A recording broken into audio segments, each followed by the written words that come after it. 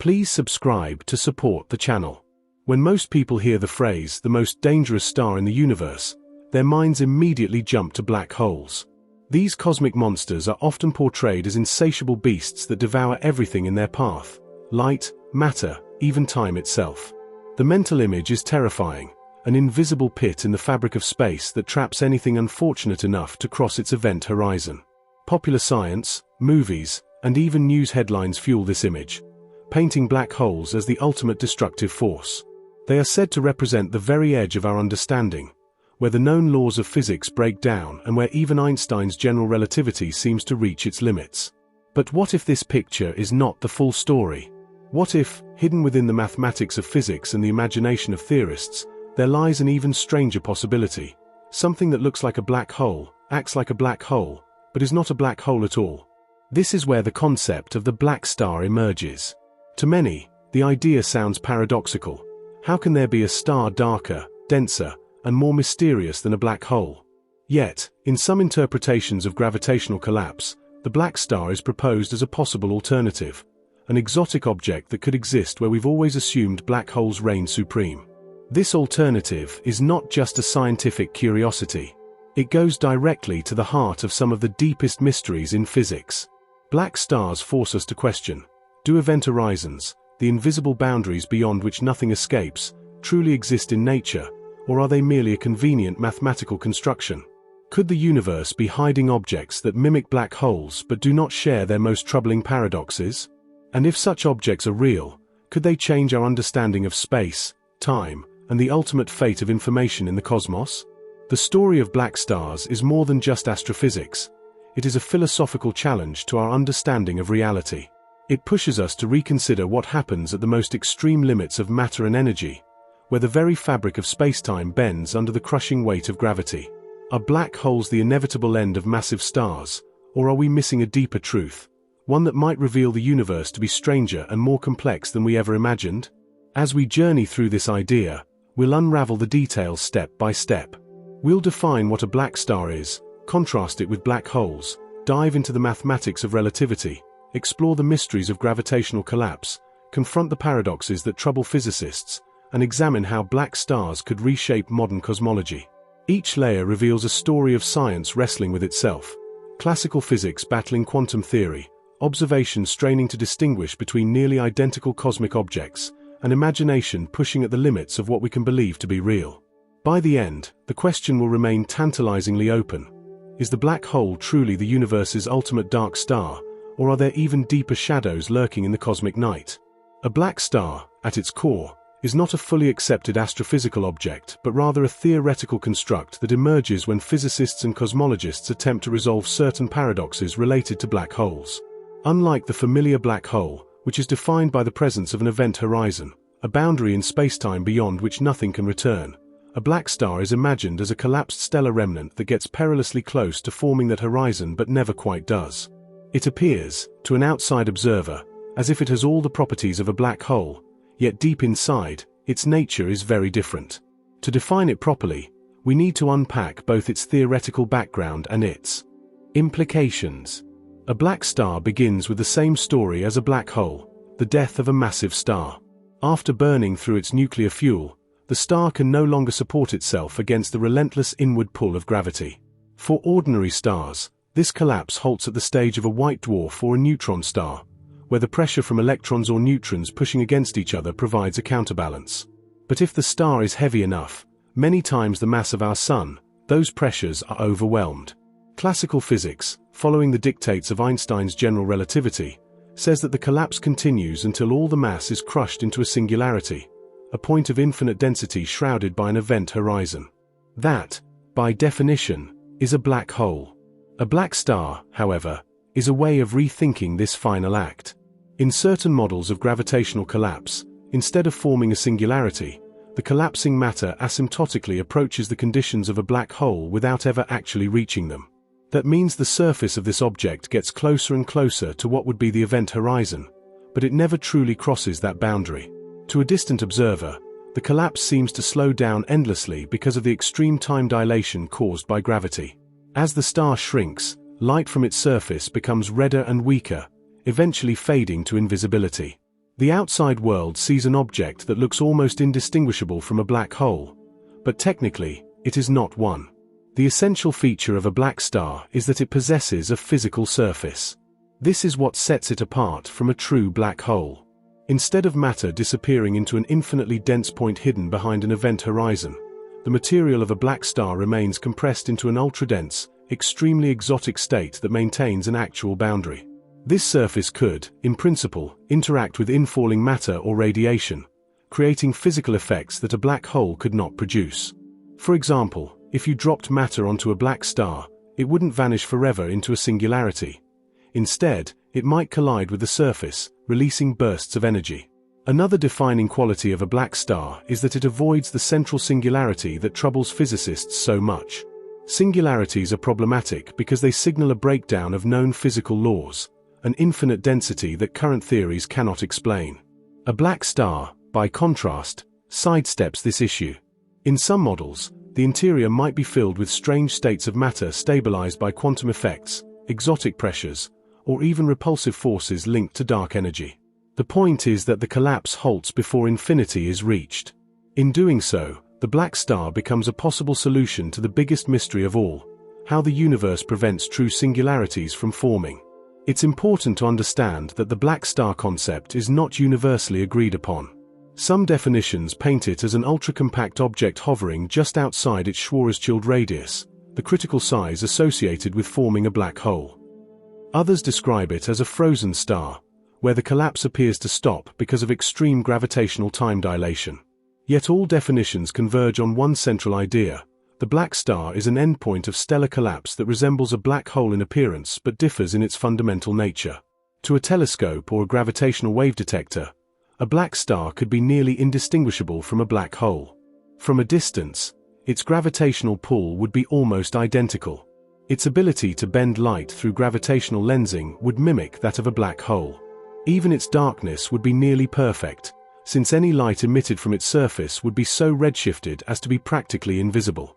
For all practical purposes, it would act like a black hole. But for theorists, that tiny distinction, the absence of a true event horizon, is profound. The reason this matters is that the event horizon of a black hole creates troubling consequences in physics. Once matter or information passes the horizon, it is gone forever, at least according to classical relativity. This leads directly to the information paradox, the puzzle of whether information can truly be lost in the universe, violating the laws of quantum mechanics. A black star avoids this dilemma. Since there is no actual horizon, information is not destroyed but instead could, in principle, remain encoded in the dense material or radiated back into the cosmos. So, when we define a black star, we must think of it as a compromise between relativity and quantum theory. It is a star that collapses to the edge of becoming a black hole but resists crossing that final line. It holds onto a physical surface, a structure that ensures no true event horizon forms. Its existence is theoretical, predicted by certain interpretations of physics rather than observed in telescopes, but it serves as a powerful thought experiment. It asks us whether nature truly allows absolute one-way boundaries in space-time, or whether there are limits that prevent the universe from creating infinities. In sum, a black star is defined as a hypothetical compact remnant of a massive star's death, so dense and dark that it appears black hole-like, yet fundamentally different because it lacks both a singularity and an event horizon. It is an object balanced precariously at the edge of physics itself, where general relativity, quantum mechanics, and cosmology all meet. Defining it is not just about giving it a name. It's about exploring an alternative path the universe might take when dealing with the most extreme forces in existence. To truly grasp the significance of black stars, we need to set them side by side with black holes.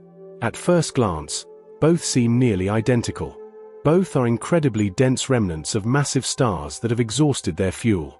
Both exert such immense gravitational force that they distort the very geometry of space-time around them. And both appear to us as regions of near-complete darkness, with surrounding matter heating up and glowing brightly as it spirals inward. But the real distinction lies in the subtle, profound differences at their very cores. Specifically, in the existence, or absence, of an event horizon and in how they interact with light and matter that ventures too close. Let's begin with black holes, since they're the better-known cousins. A black hole is defined primarily by its event horizon, the invisible boundary surrounding it. The event horizon is not a physical surface, it's a point of no return. Once anything crosses it, whether it's a particle of matter, a photon of light, or even a spacecraft, escape becomes impossible. Not even light can overcome the pull of gravity inside this boundary, which is why black holes are black. If you were an observer falling past the horizon, you wouldn't notice anything special at that precise moment of crossing. But for an outside observer, watching from a safe distance, your image would appear to slow, fade, and redshift, as though time itself had nearly stopped. This strange divergence between perspectives is at the heart of why black holes are so puzzling. Now compare this with a black star. In the black star model, there is no true event horizon. The collapsing material of the star approaches the critical radius, the Schwarzschild radius, but instead of disappearing behind a horizon, the collapse halts infinitesimally close to it. The star becomes so compact that it mimics the external gravitational effects of a black hole almost perfectly. From the outside, the difference is virtually undetectable. Light escaping from its surface would be redshifted so drastically that it would appear invisible, just as if it had fallen beyond a horizon. Matter orbiting nearby would behave almost the same way it does around a black hole, forming an accretion disk and emitting high-energy radiation as it spirals inward. But here's the key: since a black star retains a physical surface, it introduces an entirely new kind of interaction. Imagine a spaceship plunging toward what you think is a black hole. If it were truly a black hole, you would cross the event horizon and be cut off from the rest of the universe forever. But if it were a black star, you wouldn't disappear past a point of no return. Instead, you would slam into its ultradense surface, an unimaginably violent collision. Infalling matter wouldn't vanish but rather would release enormous amounts of energy upon impact. In theory, this could produce observable signatures, flashes or bursts of radiation that wouldn't be expected if the object were a genuine black hole. This difference also affects light. Near a black hole's event horizon, light cones tilt inward, forcing all paths to lead toward the singularity. Once light crosses the horizon, there is no possible trajectory that allows it to return. For a black star, however, there is still a tiny possibility of escape. Photons emitted from just outside the surface would be so extremely redshifted, stretched to such long wavelengths, that they would be practically invisible. Yet, in principle, they could still make it out. No true barrier traps them forever. In other words, while a black hole is a one-way trap for light and matter, a black star is a near trap, so extreme that its difference is more philosophical than observational, but real nonetheless. The singularity at the center is another stark difference. Black holes, according to general relativity, inevitably lead to a singularity, a point of infinite density and zero volume where our known laws of physics collapse. This is one of the most troubling predictions in science. Black stars, however, avoid singularities. Their immense density compresses matter into exotic states, but the collapse halts before reaching infinite compression. This makes black stars theoretically more palatable to those who dislike the concept of physics breaking down inside a singularity. So, if you were to summarize the contrast: a event horizon, black holes have them, black stars do not. Black stars possess a surface that lies just outside what would have been the horizon. A interaction with matter. Matter falling into a black hole disappears beyond the horizon. Matter falling onto a black star collides with the surface, potentially releasing observable bursts of energy.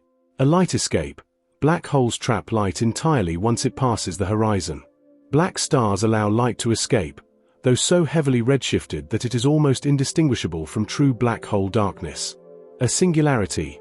Black holes end in a singularity. Black stars do not. Their interiors are thought to consist of exotic matter states stabilized by new physics. It is these contrasts that make black stars so intriguing.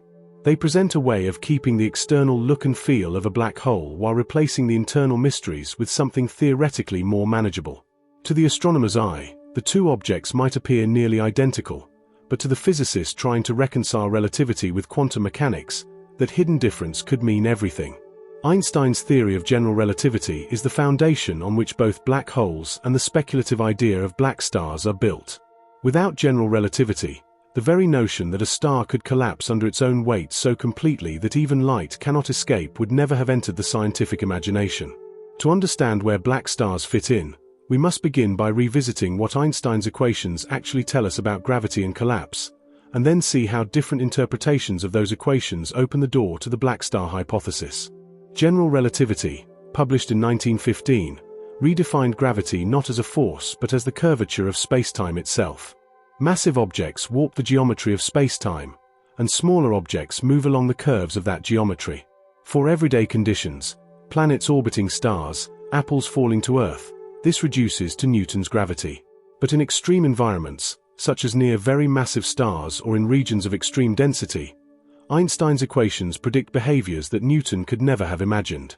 One of the most striking predictions came in 1916, when Karl Schwarzschild provided the first exact solution to Einstein's field equations. He described the geometry around a non-rotating, spherically symmetric mass. This solution included what we now call the Schwarzschild radius, the distance from the center at which the escape velocity equals the speed of light. According to this solution, if a star collapses to a size smaller than its Schwarzschild radius, an event horizon forms, and a black hole is born. This was the earliest mathematical glimpse of black holes. For decades, physicists treated black holes more as curiosities of the equations than as real astrophysical objects. Many thought that nature would never allow such extreme collapse. Einstein himself was skeptical of singularities and event horizons, suspecting that the equations might break down before such conditions could physically manifest. Yet, as the mathematics was explored further, especially with the work of Oppenheimer and Snyder in 1939, it became clear that general relativity does indeed predict the inevitable collapse of sufficiently massive stars into black holes. But here is where things become subtle. General relativity itself doesn't insist that an event horizon must actually form in finite time as observed from the outside universe. From the perspective of a distant observer, the collapse of a star slows down as it approaches the Schwarzschild radius. Due to extreme time dilation, the surface of the collapsing star appears to freeze just above that critical boundary. To the outside world, the star never quite finishes collapsing. It becomes what was historically called a frozen star. This is one of the interpretative cracks where the black star idea emerges.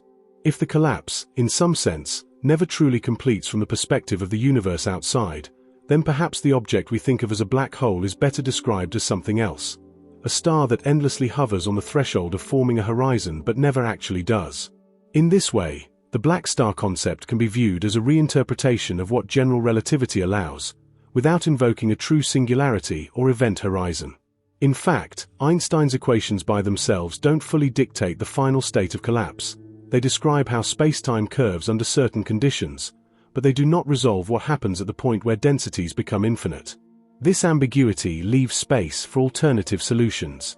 If quantum mechanics, exotic matter, or new physics intervene at ultra-small scales, the collapse might be halted just shy of the event horizon. In that case, the object is not a black hole but a black star, gravitationally almost indistinguishable from the outside, but different in its interior structure and fundamental nature. Another reason black stars appear in the discussion is that general relativity, while powerful, is a classical theory. It does not incorporate quantum mechanics, the other great pillar of modern physics. When relativity predicts singularities, places where density becomes infinite and time effectively ends, it signals that the theory has reached its limit. Physicists are almost universally uncomfortable with infinities in physical theories, since they usually mean the theory is incomplete. This is why alternatives like black stars are attractive. They allow general relativity's equations to be respected while avoiding the singularity and event horizon problems that trouble so many scientists. To summarize, a general relativity predicts black holes through the Schwarzschild solution and later extensions, like Kerr for rotating objects. From an outside perspective, collapsing matter seems to freeze near the horizon, which historically gave rise to the frozen star idea. Black stars emerge as an interpretation of this scenario, where collapse never completes, avoiding true horizons and singularities. Because general relativity does not include quantum mechanics, its predictions of singularities suggest a gap in our understanding. Black stars are one way of filling that gap without discarding Einstein's framework. In this light, black stars can be seen not as a rejection of relativity, but as a way of reconciling its mathematics with the need for a physically sensible outcome. They occupy a gray zone between the predictions of Einstein's equations and the limitations of those equations when pushed to their extremes. Whether they exist or not, they remind us that general relativity alone cannot be the final word on gravity. It must eventually be joined with quantum theory to reveal the true fate of collapsing stars. Gravitational collapse is the beating heart of this entire discussion, because without it there would be no black holes, no neutron stars, and no black stars. The process is the natural consequence of what happens when a star exhausts its nuclear fuel, the very energy source that fights against gravity's relentless inward pull. To understand where the debate over black holes versus black stars begins, we need to walk carefully through the life and death of massive stars, and then zero in on the critical moment when gravity takes over completely. Stars are, at their core, engines powered by nuclear fusion. In the blazing heart of a star like our Sun, hydrogen atoms fuse into helium, releasing energy in the form of light and heat. This outflow of energy creates an outward pressure that balances the inward pull of gravity. For billions of years, the star lives in this delicate equilibrium. But stars are not eternal. Eventually, they burn through their available fuel, and when that happens, the balance is shattered. In stars with low mass, like our Sun, the fusion process halts with the creation of carbon and oxygen. Without enough gravitational weight to ignite further reactions, the star sheds its outer layers, leaving behind a dense core known as a white dwarf. Gravity is still pulling inward, but the collapse is stopped by electron degeneracy pressure, the quantum mechanical rule that says electrons cannot all occupy the same state. This rule provides a kind of quantum scaffolding that halts further collapse. But for stars many times more massive than the Sun, the story is more violent. These stars are capable of fusing elements all the way up to iron in their cores. Iron, however, is a dead end in nuclear fusion. Fusing iron does not release energy, it consumes it. Once a star's core is dominated by iron, no further fusion reactions can counteract gravity. The delicate balance collapses catastrophically. The outer layers of the star crash inward, while the core implodes. The result is often a spectacular supernova explosion, one of the most powerful events in the universe. What's left behind after the supernova depends on the original mass of the star. If the remnant is between about 1.4 and 3 solar masses, the collapse halts at the level of a neutron star. Here, neutron degeneracy pressure, the rule that neutrons, like electrons, cannot be squeezed into the same quantum state, pushes back against gravity. Neutron stars are among the densest objects in the universe, cramming the mass of the Sun into a sphere just a few kilometers wide. But if the remnant core is heavier than about 3 solar masses, even neutron degeneracy pressure cannot withstand gravity. In the standard picture, nothing stops the collapse. The star shrinks past the Schwarzschild radius, and a black hole is born. All the matter falls inward to a singularity, hidden behind an event horizon from which nothing escapes. This is where general relativity makes its dramatic prediction, a region of space-time cut off from the rest of the universe, a place where time and space themselves are twisted beyond recognition. Now, this is exactly the point where the debate arises. Does the collapse truly continue all the way into forming an event horizon and a singularity? Or does something else intervene at the very brink? For black star theorists, this is the moment of divergence. They argue that as the star collapses, the effects of time dilation become so extreme that, from the perspective of an external observer, the collapse effectively halts. The surface of the star appears frozen just outside the Schwarzschild radius, never quite crossing over into forming a true horizon. This is why the historical term frozen star was once used to describe what we now call black holes. In some sense, the modern black star idea resurrects that earlier interpretation, but with a deeper layer. Perhaps the frozen object really does remain there, held up not by ordinary pressures like electrons or neutrons, but by exotic physics, quantum effects, dark energy-like repulsive forces, or even unknown states of matter. The object becomes nearly indistinguishable from a black hole, but crucially, it never fully becomes one. Gravitational collapse, therefore, is the crossroads between black holes and black stars. Both start with the same supernova or direct collapse event, both compress mass into an extraordinarily small space, and both produce objects with gravitational fields so intense that light struggles to escape. But the difference hinges on the final step. Does the collapse complete, creating a horizon and singularity, or does it asymptotically stall, creating a surface just above the Schwarzschild limit? This question matters because it determines whether singularities truly exist in nature. If black holes are real in the exact way relativity describes, then somewhere in the universe there are regions where density is infinite and the known laws of physics break down.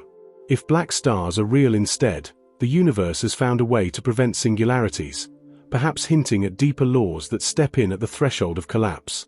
In short, gravitational collapse is the crucible that gives rise to both black holes and black stars.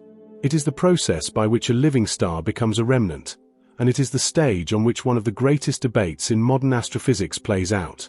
Are black holes the inevitable outcome of collapse, or do black stars exist as a cosmic escape hatch that prevents infinities from ever forming? That remains the open question. The event horizon is perhaps the most iconic feature of a black hole. It is the invisible boundary where escape becomes impossible. Once an object crosses it, no signal, no particle, and not even light itself can get back out. On the surface, this sounds simple enough. Gravity pulls so hard that nothing can fight its way free. But the deeper physicists have examined the concept, the more uneasy many have become with what it actually implies. The event horizon is not just a physical boundary. It represents a radical departure from how information, causality, and physics are supposed to work. That unease is one of the strongest motivators behind the proposal of alternatives like the black star. The first discomfort comes from relativity itself. In general relativity, the event horizon isn't a tangible surface, it is a mathematical construct. It's not made of matter, it doesn't exert pressure, and it doesn't have a physical texture you could touch. It's simply a boundary defined by space-time geometry. For someone falling into a black hole, nothing special would happen when they cross it. No sudden jolt, no cosmic wall to bump into. Yet for someone observing from far away, the story is entirely different. To a distant observer, the infalling object never actually crosses the horizon. Instead, it slows down more and more as gravitational time dilation stretches its journey. Its light becomes fainter and more redshifted until it fades completely, seemingly freezing just outside the horizon. This strange divide between perspectives has always been unsettling. In relativity, both viewpoints, the infalling traveler and the distant observer, are valid descriptions of reality, yet they don't agree on whether the horizon is crossed in finite time.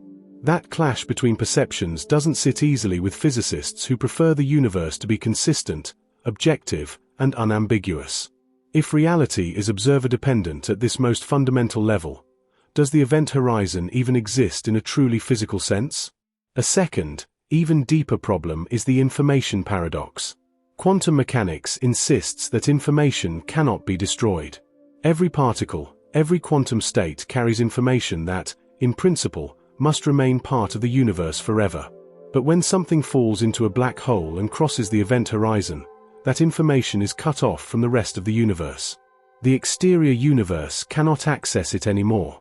If the black hole then eventually evaporates through Hawking radiation, the radiation itself appears to carry no trace of the original information. From the perspective of an outside observer, the information has been erased from existence.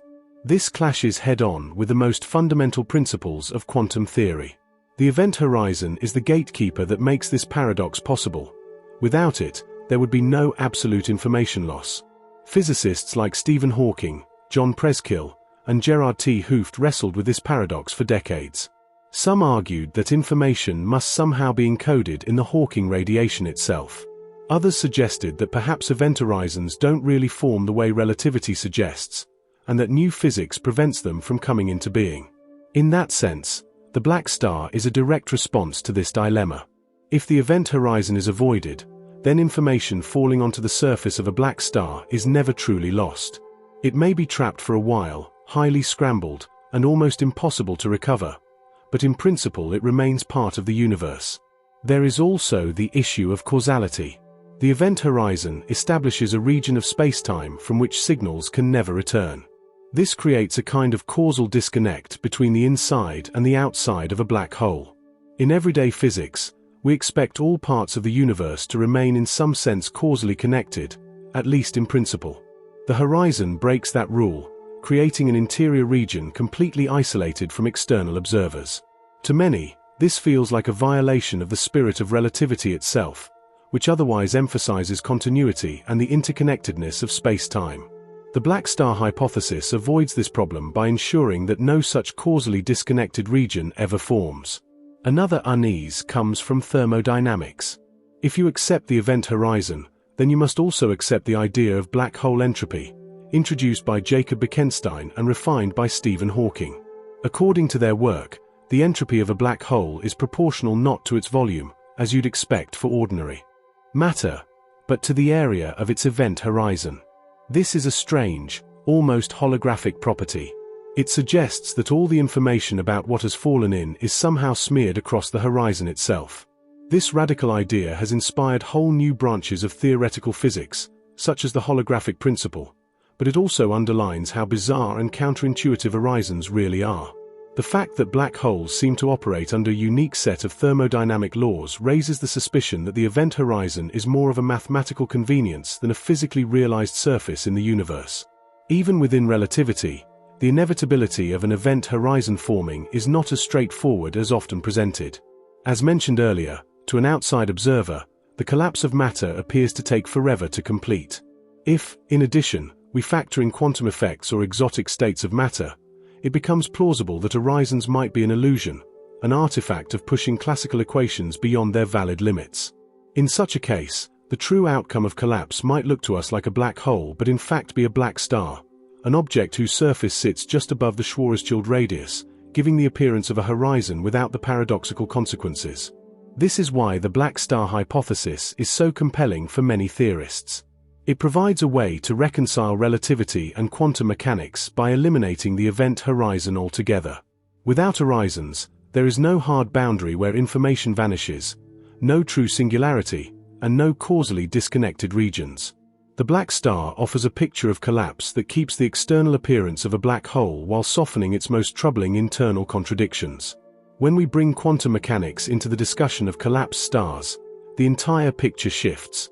Up until now, everything we've considered, the inevitability of gravitational collapse, the event horizon, the singularity at the center, comes straight out of general relativity, which is a classical theory. General relativity describes the geometry of spacetime beautifully but knows nothing of the probabilistic, granular world of quantum physics. At everyday scales this disconnect doesn't matter much, but in the environment of a collapsing star, where densities soar, distances shrink, and energies approach unimaginable levels, both theories must apply at once. And here is where cracks begin to show. Quantum mechanics is built on principles that seem to clash directly with what black holes, as predicted by relativity, imply. The most fundamental rule is that information cannot be destroyed. Quantum states evolve in a way that is reversible, meaning that if you knew the exact wave function of a system at one moment, you could in principle reconstruct its past and predict its future. Nothing disappears. Yet in the classical black hole scenario, the event horizon swallows matter and its information content, then seals it off forever.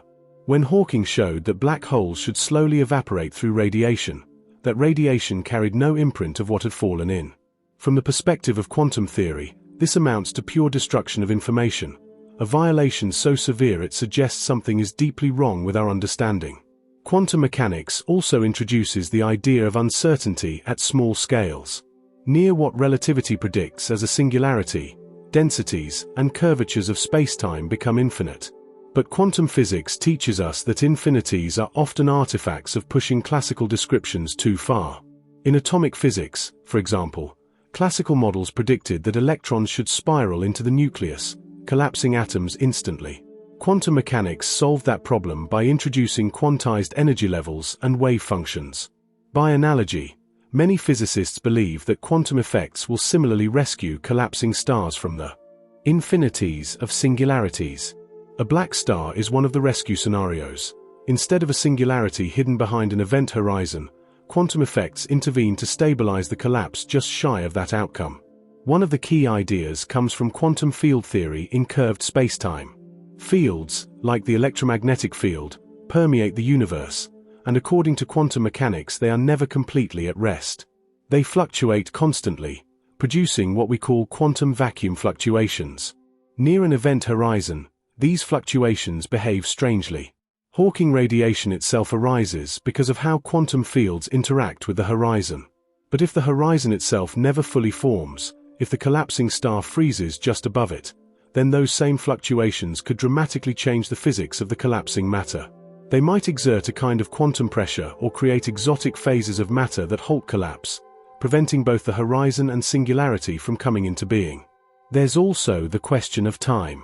Relativity says that to an outside observer, the collapse of a star toward its horizon takes an infinite amount of time. Quantum mechanics, on the other hand, insists that physical processes happen in finite, discrete steps. The idea that collapse could drag on forever doesn't mesh well with quantum physics, which suggests that something must intervene to resolve the situation in a finite way. A black star is one proposed resolution, an object that hovers eternally close to forming a horizon but never does, stabilized by quantum rules that don't exist in relativity alone. Then we must consider entanglement, one of the strangest features of quantum mechanics. Particles can become linked in such a way that the state of one instantly influences the state of another, no matter how far apart they are. When applied to black holes, entanglement becomes a major headache. If a particle pair forms near the horizon and one falls in while the other escapes, relativity says the inside particle is forever lost. But quantum mechanics says their entanglement must persist. This is the basis of the infamous firewall paradox, the idea that something violent must happen at the horizon to break entanglements and preserve consistency. Many physicists find the idea of firewalls deeply unsatisfactory. But if there is no horizon, if instead there is a black star with a real surface, then no paradox arises. The entanglement can be resolved naturally without invoking a violent barrier. Quantum gravity, the long-sought theory that would unify relativity and quantum mechanics, remains unfinished. String theory, loop quantum gravity, and other candidates attempt to describe what happens in these extreme regimes. In many of these approaches, event horizons and singularities are not fundamental. They are artifacts that disappear when the full quantum description is applied. What emerges instead are possibilities like black stars, where quantum effects reshape the final stages of collapse into something horizonless and finite. Even the idea of vacuum energy, closely linked to dark energy, enters the conversation. Quantum fields have zero-point energies that could exert repulsive pressures under extreme conditions. If these effects become important in collapsing stars, they could provide the last line of defense against total collapse, creating a dense but stable remnant with a surface, the black star. What quantum mechanics brings to the table, then, is not just small corrections to relativity's predictions but a completely new perspective.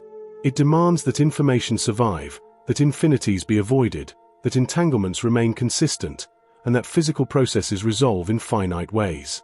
Each of these requirements conflicts with the classical image of a black hole but can be reconciled if black stars exist. That is why quantum effects are the stage setters for this entire debate. Without quantum mechanics, black holes remain unchallenged. With quantum mechanics, the cracks widen, and black stars step forward as one of the most intriguing alternatives. The information paradox is one of the sharpest thorns in modern physics, a puzzle that forces us to confront the incompatibility between general relativity and quantum mechanics. On the one hand, relativity predicts black holes as perfectly reasonable outcomes of stellar collapse, complete with event horizons and singularities. On the other, quantum mechanics insists that information about physical systems can never be destroyed, no matter what transformations they undergo. When these two meet at the event horizon of a black hole, a contradiction arises so severe that it has dominated theoretical physics debates for nearly half a century. The black star concept emerges here as a potential way out of the paradox, by denying the very premise that leads to information loss, the existence of an event horizon. To understand the paradox, we need to first clarify what physicists mean by information. In quantum theory, information isn't just a casual word, it's a precise concept. The quantum state of a system encodes probabilities of all possible outcomes, and those states evolve deterministically. This means that if we knew the exact state of a particle at one moment, we could, in principle, reconstruct both its past and its future. Nothing is ever erased from the universe's ledger. Even in chaotic systems, even in systems that undergo violent transformations, the fundamental information about what went in must be preserved in what comes out. Now enter black holes. According to relativity, once matter or radiation crosses the event horizon, it is gone forever to the outside universe. It doesn't matter whether that matter was a book, a particle, or an entire planet. the horizon conceals it. Hawking added an even deeper twist in the 1970s when he discovered that black holes aren't truly black. Through quantum effects near the horizon, they emit what we now call Hawking radiation. But this radiation is thermal, random, featureless, carrying no imprints of the structure or complexity of what fell in. Over unimaginable timescales, the black hole radiates away all its mass and eventually evaporates completely. At that point, all the information about what had entered the hole would appear to be gone. This is the paradox. Relativity predicts that information can be destroyed in black holes, while quantum mechanics insists that it cannot. It is not a small disagreement. It's a fundamental clash of two of the most successful theories in physics. Now consider the black star alternative. By definition, a black star has no event horizon. Instead, it has a physical surface located just outside the Schwarzschild radius. Matter falling toward it doesn't cross an invisible line and vanish forever. It strikes the surface. When it does, the interaction can, in principle, preserve information. The matter might be absorbed, scattered, or re-emitted, but it doesn't disappear into a causally disconnected region. Over long timescales, information can leak back into the universe through radiation or emissions from the surface, no matter how redshifted or delayed. The crucial point is that nothing is truly sealed away beyond retrieval. This subtle change resolves the paradox entirely. If there is no horizon, there is no stage on which information can be permanently lost. Instead of being trapped inside an unreachable region, information is encoded in the black star's matter and energy. It may be scrambled beyond recognition, but quantum mechanics only requires that it exist, not that it be easily recoverable. In this sense, black stars act as cosmic safes, not cosmic shredders. When material falls in, the safe locks tightly, and from the outside the contents are nearly impossible to access. But unlike black holes, the safe isn't thrown into another universe or erased from space-time. It's still there, encoded in the dense, exotic surface of the black star. Over time, as the star interacts with its environment, as quantum processes play out, or as radiation leaks, the safe can theoretically reopen, allowing information to trickle back out. This makes black stars appealing to those who believe nature must ultimately protect information. In fact, one could argue that the entire black star hypothesis is driven by the desire to uphold this quantum principle. Without horizons, the paradox dissolves. There is no firewall problem, no need to imagine information holographically encoded on the surface of horizons, no need for exotic remnants that store all data indefinitely. The black star provides a simpler answer. The universe never lets event horizons form, so the problem never arises. Of course, the difficulty is that this resolution is almost invisible to us observationally. From afar, a black star looks indistinguishable from a black hole. Its surface is so redshifted that light from it barely escapes, making it appear just as dark. But conceptually, the difference is profound. One object erases information from the universe, breaking quantum law. The other hides it in a vault of density, preserving quantum law. This is why the black star idea is not just a mathematical curiosity but a genuine attempt to reconcile the deepest principles of physics. If they exist, they may be the universe's way of protecting consistency, ensuring that the fundamental rules of information conservation are never broken, even in the most extreme environments. The interior of a black star is one of the most mysterious and speculative landscapes in all of theoretical physics. Since no such objects have been directly observed, and since even their very existence is still debated, any discussion of what lies within must rely on extrapolations, analogies, and the guidance of theory. Still, by examining what happens to matter under extreme compression, we can begin to build a picture of what the inside of a black star might be like, and the image is both awe-inspiring and unsettling. We begin by recalling the sequence of stellar remnants. In a white dwarf, matter is compressed so tightly that atoms are stripped apart and electrons are forced into their lowest quantum states. The result is electron-degenerate matter, where the pressure comes from the Pauli exclusion principle, preventing electrons from being packed into the same state.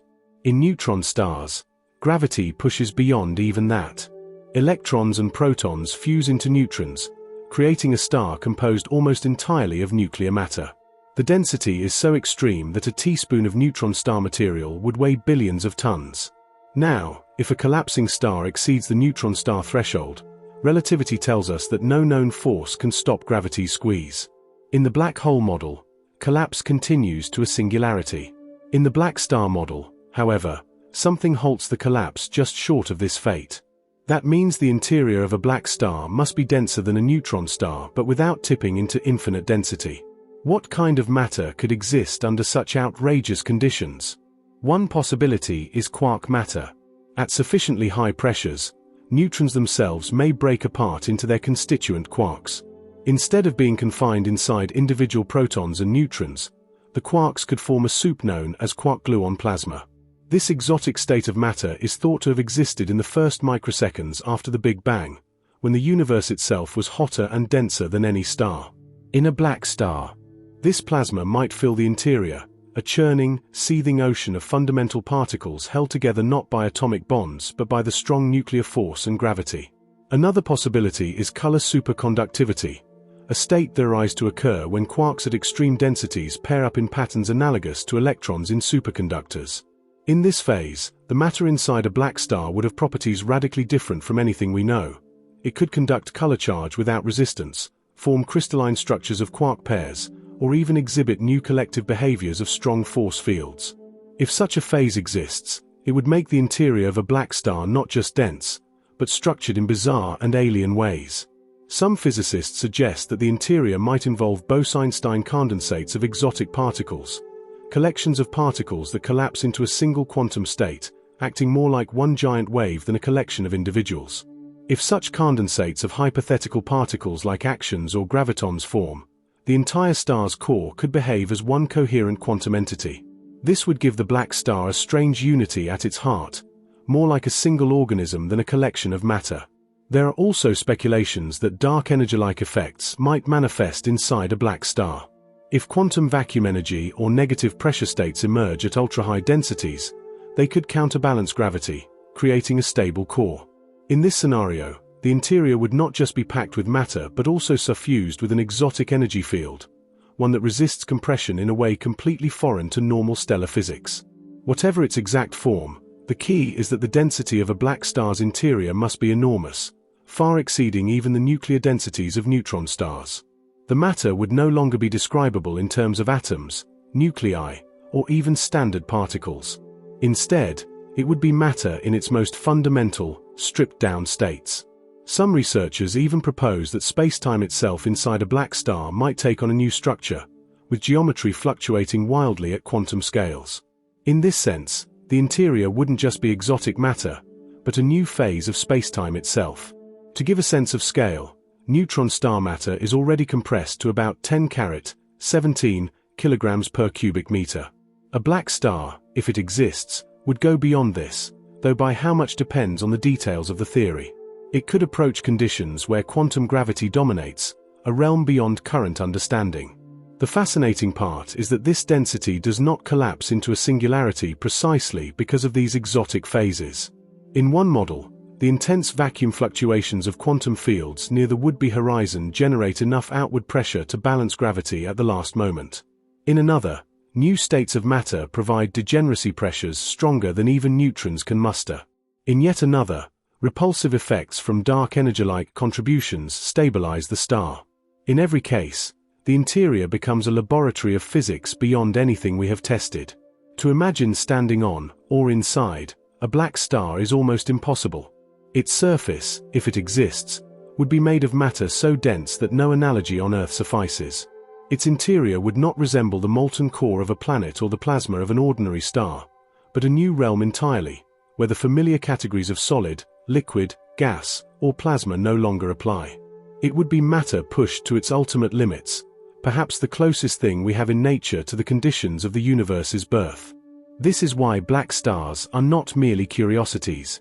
They represent the possibility that nature contains phases of matter, and even phases of space-time, that are hidden from us in every other context. Their interiors would not only challenge our imagination but also provide a natural stage for unifying relativity with quantum mechanics. They may be, in a sense, cosmic laboratories for the ultimate laws of physics, waiting silently in the dark. One of the most striking differences between a black hole and a black star lies at the very boundary, the place where space seems to end. In a black hole, That boundary is the event horizon, an immaterial threshold beyond which nothing, not even light, can return. There is no tangible surface to touch, no crust or shell, just a region of spacetime where escape becomes impossible. A black star, on the other hand, radically alters this picture. Instead of an event horizon, it is theorized to possess a physical surface, a layer of matter or exotic energy where infalling material collides and interacts. This seemingly subtle distinction changes almost everything about how such an object behaves. The surface of a black star would exist just outside the Schwarzschild radius, so close that the gravitational redshift is extreme. From far away, light emitted from this surface would appear nearly indistinguishable from the darkness of a black hole, since its frequency would be stretched so much that it would fade almost to invisibility. Yet, the fact that a surface exists means there is always a final stop for anything falling inward. Instead of vanishing behind an event horizon, matter meets a wall, though not in the sense of a solid wall as we know it, but a dense, searing, incomprehensibly compressed layer of exotic matter. So what happens when matter falls onto a black star? In the black hole scenario, an observer at a safe distance sees the matter slow down as it approaches the horizon, becoming more and more redshifted until it disappears. To the falling observer, though, the plunge continues uninterrupted across the horizon into the singularity. In the black star model, however, the story is very different. An infalling particle or star does not cross an invisible boundary, it collides with the surface itself. The impact would release enormous energy, as the kinetic energy of the fall is converted into heat, radiation, and possibly exotic particle interactions. This would mean black stars could be highly energetic in a way that black holes are not. The surface might radiate bursts of high-energy photons or neutrinos as it absorbs matter. Some theorists even suggest that black stars could produce transient flashes of light when struck by infalling material, faint but detectable under the right conditions.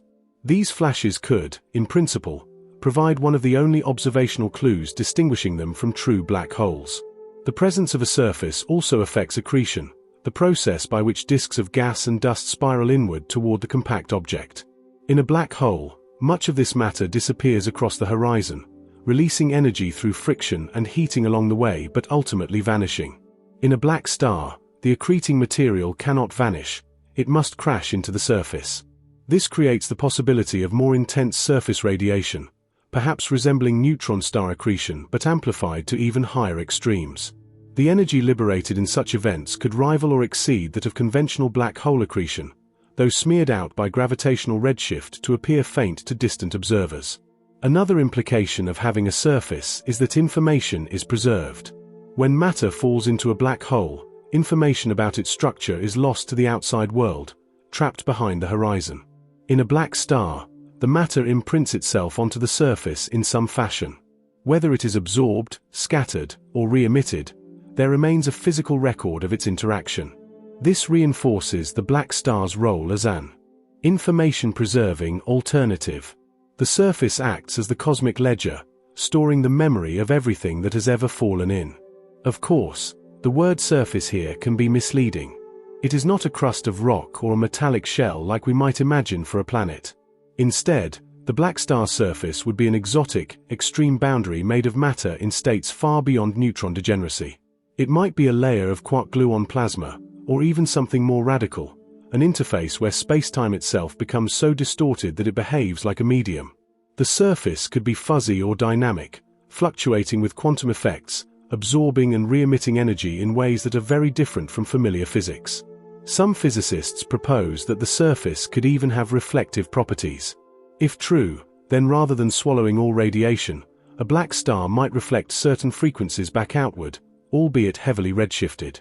This is an extraordinary claim, because it suggests that astrophysicists might someday detect echoes from the surfaces of black hole candidates. Indeed, recent studies of gravitational wave signals have looked for such echoes after compact object mergers, as reflections from surfaces would produce subtle ripples distinguishable from the clean ringdown of a true black hole. It's worth noting how philosophically significant this is. The surface of a black star represents a physical, measurable end to matter's fall, whereas the horizon of a black hole is purely a mathematical limit. One is a tangible, albeit exotic, material structure. The other is an abstract line in space-time. By choosing between these two possibilities, Nature is essentially deciding whether collapse ends with physics we can still describe in terms of matter, or whether it crosses into something beyond comprehension, singularities, infinities, and lost information. If black stars exist, their surfaces would be among the strangest places in the universe. A spacecraft approaching such a surface would face tidal forces capable of tearing it apart atom by atom. Radiation would strip away every layer of shielding long before impact. Even so, from the perspective of fundamental physics, the existence of that surface would mark a profound difference. The universe would be telling us that even at the edge of collapse, there remains a final barrier, a last frontier of matter. In this way, the black star surface is more than a boundary of physics. It is a frontier between two worldviews, one where horizons erase information and sever connections, and one where the cosmos holds on to every trace of its history, written on the most extreme surfaces imaginable. When we talk about black stars appearing nearly indistinguishable from black holes, one of the most powerful reasons lies in the phenomenon of gravitational redshift. To understand why this is so crucial, we must return to the idea that gravity does not merely pull on matter, it also pulls on light itself. In Einstein's general relativity, light escaping from a strong gravitational field loses energy. Since photons cannot slow down, their speed is always the speed of light. This loss of energy shows up as a change in their wavelength. They are stretched or shifted toward the red end of the spectrum. This effect is known as gravitational redshift. Now imagine the conditions around a black star. Its surface lies just outside what would be the event horizon of a black hole. This means that space-time curvature there is nearly identical to that of a black hole. Any light emitted from the surface must climb out of an enormously steep gravitational well to reach distant observers. By the time that light reaches telescopes, it is not only weakened but also stretched so dramatically that it may slip out of the visible spectrum entirely. This makes the black star appear almost as dark as a black hole. Even though it has a surface, even though it radiates in principle, the redshift ensures that most of this radiation is smeared out to such low energies that detecting it becomes nearly impossible. From millions of light-years away, the difference between light being trapped inside an event horizon and light being redshifted to practical invisibility becomes negligible. That is why black stars are considered black in the same sense as black holes. They do not shine in ordinary light. Let's put this in perspective with a simpler analogy. Think of a spacecraft blasting off from Earth. Its engines must burn fuel to escape Earth's gravity well. Now replace the spacecraft with a photon of light. That photon has no fuel to burn. It only carries its initial energy. To climb out of a gravitational field, it must spend some of that energy, and the only way it can do so is by lowering its frequency, shifting its color. Near Earth, this redshift is tiny, but near a compact object like a black star, the effect is staggering. Here's where it gets particularly interesting. For a surface lying just outside the Schwarzschild radius, the redshift approaches infinity. In other words, if the surface were located only an infinitesimal distance above the horizon, light emitted from it would be stretched so much that it would never be seen, effectively mimicking a black hole's complete invisibility. But if the surface is slightly farther out, still unimaginably close in cosmic terms, the redshift is finite, and in principle, some of the light might escape, though in extremely distorted form. What would this escaping radiation look like? It would be dominated by very low-energy photons, radio waves, microwaves, or even signals stretched beyond detectability. Any higher-energy photons emitted at the surface, such as X-rays or gamma rays produced by infalling matter, would be diluted into lower frequencies by the time they reached Earth. This means that even if a black star has a surface glowing with incredible intensity, to us it could appear as faint as a whisper from across the universe. But gravitational redshift does more than just hide the surface. It also shapes how astronomers would interpret signals from near these objects. For example, in the case of accretion disks, the innermost regions where matter spirals close to the compact object emit high-energy light. If the central body is a black hole, the disk radiation fades smoothly into nothingness at the event horizon. If it is a black star, the surface should emit additional radiation as material collides with it, but heavily redshifted. Thus, the two cases could appear nearly identical, making distinguishing them observationally one of the hardest challenges in modern astrophysics. In fact, some theorists argue that gravitational redshift is precisely what makes black stars viable as black hole mimickers. Because no matter how much energy the surface radiates, Redshift ensures that distant observers see almost nothing. The deeper the gravitational well, the greater the illusion of darkness. This means that even if black stars exist all across the cosmos, their disguise is nearly perfect, hiding them in plain sight among what we currently classify as black holes. Another subtle implication of redshift relates to time perception. For an observer at a safe distance, processes near the black star surface would appear slowed down, almost frozen in time. This is because time itself runs more slowly in intense gravity. As a result, infalling matter may seem to linger indefinitely near the star, even though from its own perspective, it crashes into the surface quickly. This time dilation effect, combined with extreme redshift, makes the black star appear eerily similar to a black hole, reinforcing the cosmic illusion. Yet, there might be ways to detect the difference.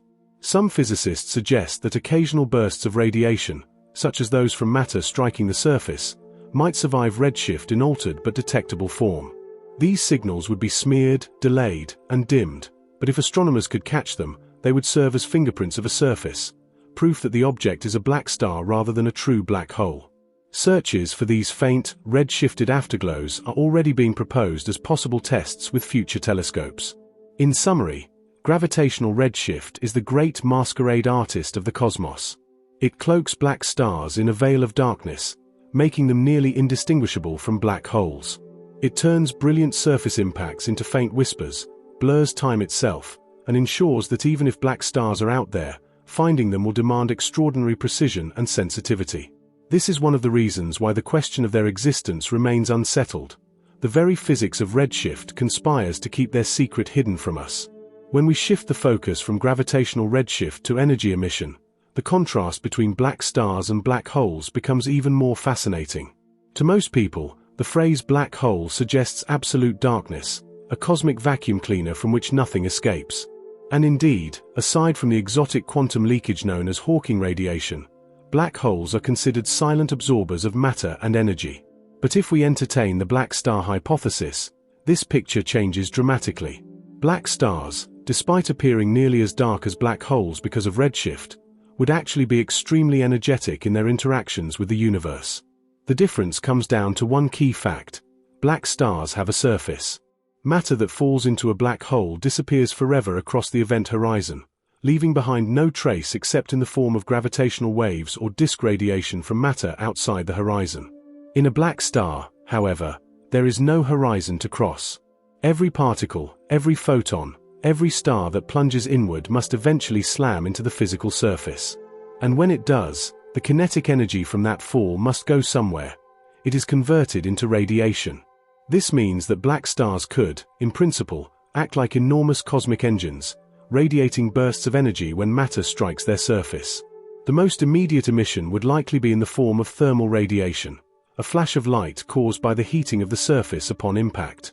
But because the gravitational redshift near the surface is so extreme, most of this radiation would be stretched and smeared into low-frequency bands by the time it reached our telescopes. Still, some signatures might survive in detectable ways, creating opportunities to distinguish a black star from a black hole. Now let's consider infalling gas from an accretion disk. In the black hole model, gas in the inner edge of the accretion disk radiates energy as it spirals inward, but the moment it passes the event horizon, it vanishes. With a black star, there is no vanishing act. The gas crashes onto the surface, producing additional bursts of energy beyond what the disk alone would emit. The crucial detail is that this surface radiation would not vanish completely. It would be dimmed and redshifted, but some fraction could leak into our detectors. This difference could mean that a black star would radiate slightly more total energy than a comparable black hole, at least during active feeding phases. There are other exotic forms of radiation to consider. When matter collides with the black star's surface, the densities and temperatures could become so extreme that neutrinos are produced in vast quantities, much like during a supernova.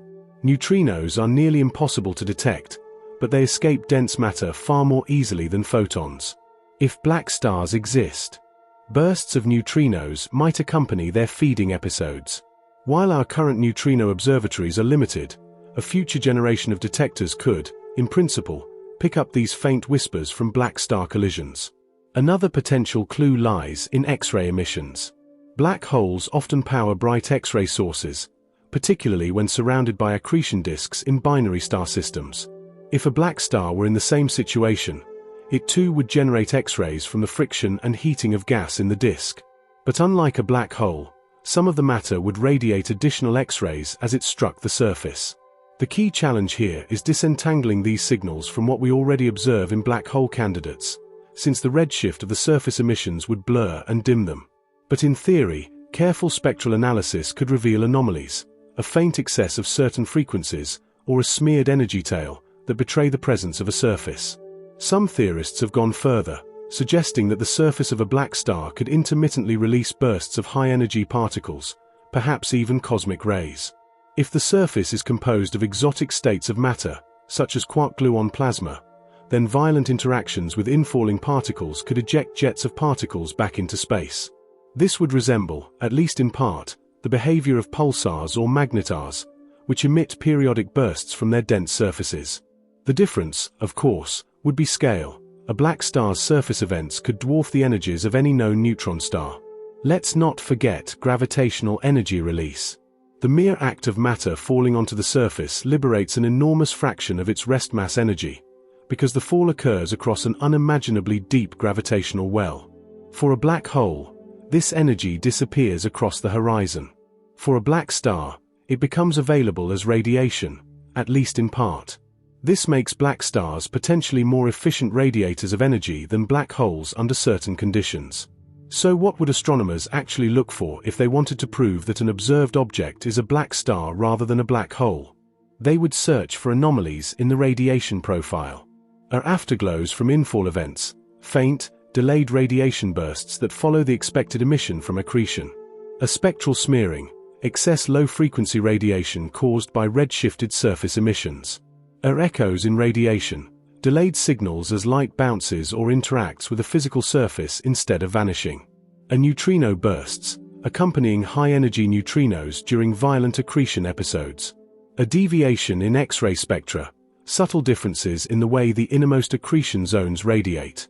Each of these would be incredibly difficult to detect, but together they paint a picture of how black stars might betray their existence. The challenge lies in the fact that black holes already explain most of the observations we see in X-ray binaries, quasars, and galactic centers. Black stars must hide their differences well, and gravitational redshift helps them do so. But energy emission is where cracks might appear in the disguise, offering us a narrow observational window. In short, while black holes swallow energy silently, black stars cannot. Their surfaces demand interaction, and those interactions produce radiation that is faint, distorted, and elusive, but not gone. If astronomers can learn to listen carefully enough, they may one day catch a black star whispering its presence from across the cosmos. The concept of Hawking radiation sits at the very heart of why black holes became not only objects of astrophysical fascination, but also battlegrounds in theoretical physics. When Stephen Hawking first proposed in the 1970s that black holes are not completely black, but instead slowly leak energy and radiation due to quantum effects near their event horizons, it turned the scientific world upside down.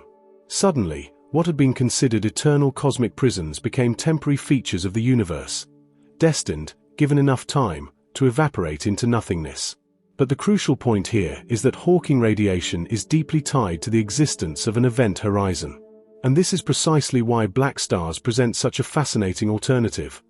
If black stars have no event horizon, then Hawking radiation, as traditionally defined, may not exist for them at all. To understand this, let's step back and recall what Hawking radiation actually is. In quantum field theory, the vacuum of space is not truly empty. Instead, it seethes with pairs of virtual particles that pop in and out of existence for fleeting moments. Normally, these pairs annihilate each other instantly, leaving no trace. But near an event horizon, the intense warping of spacetime can separate the pair before annihilation occurs.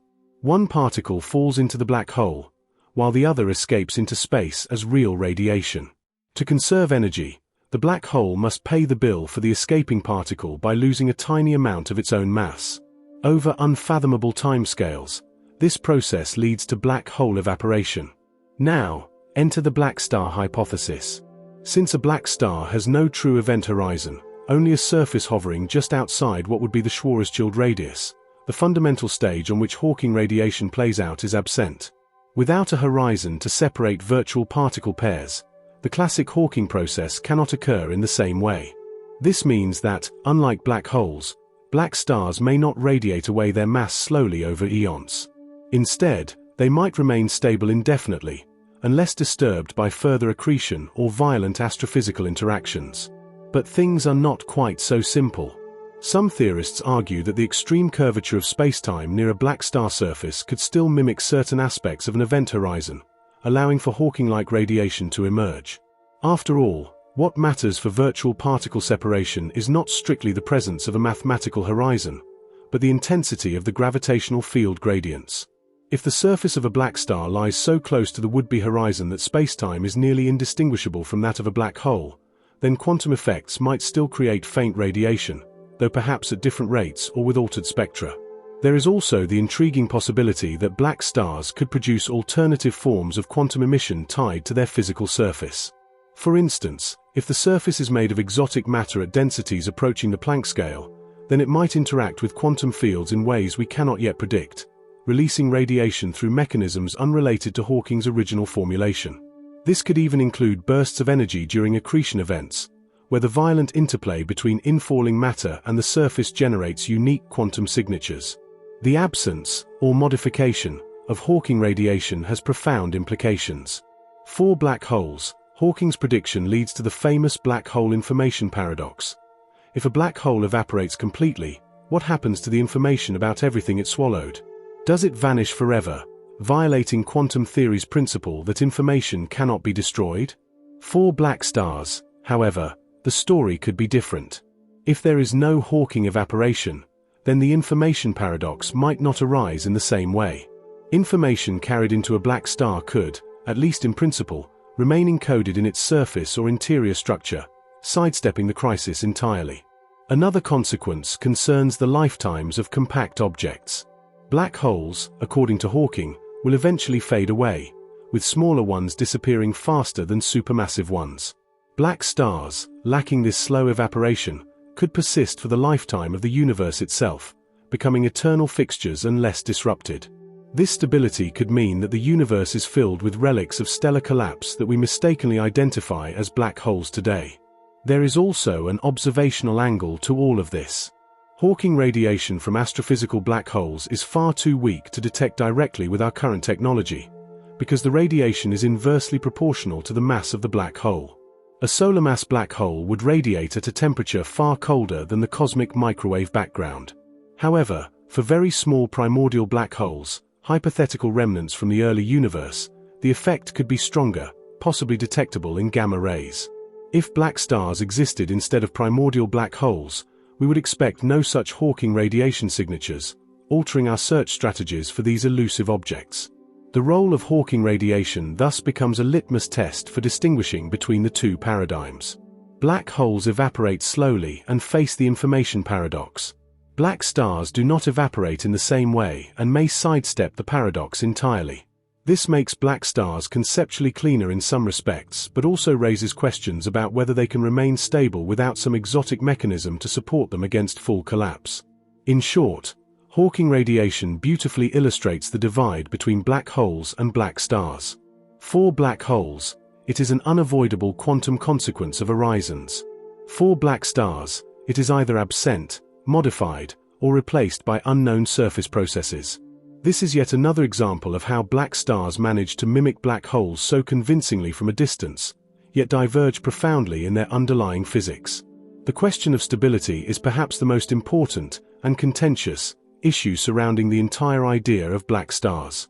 It cuts to the core of whether these mysterious objects could exist at all, or whether they are merely elegant mathematical curiosities that ultimately collapse into the more familiar black hole.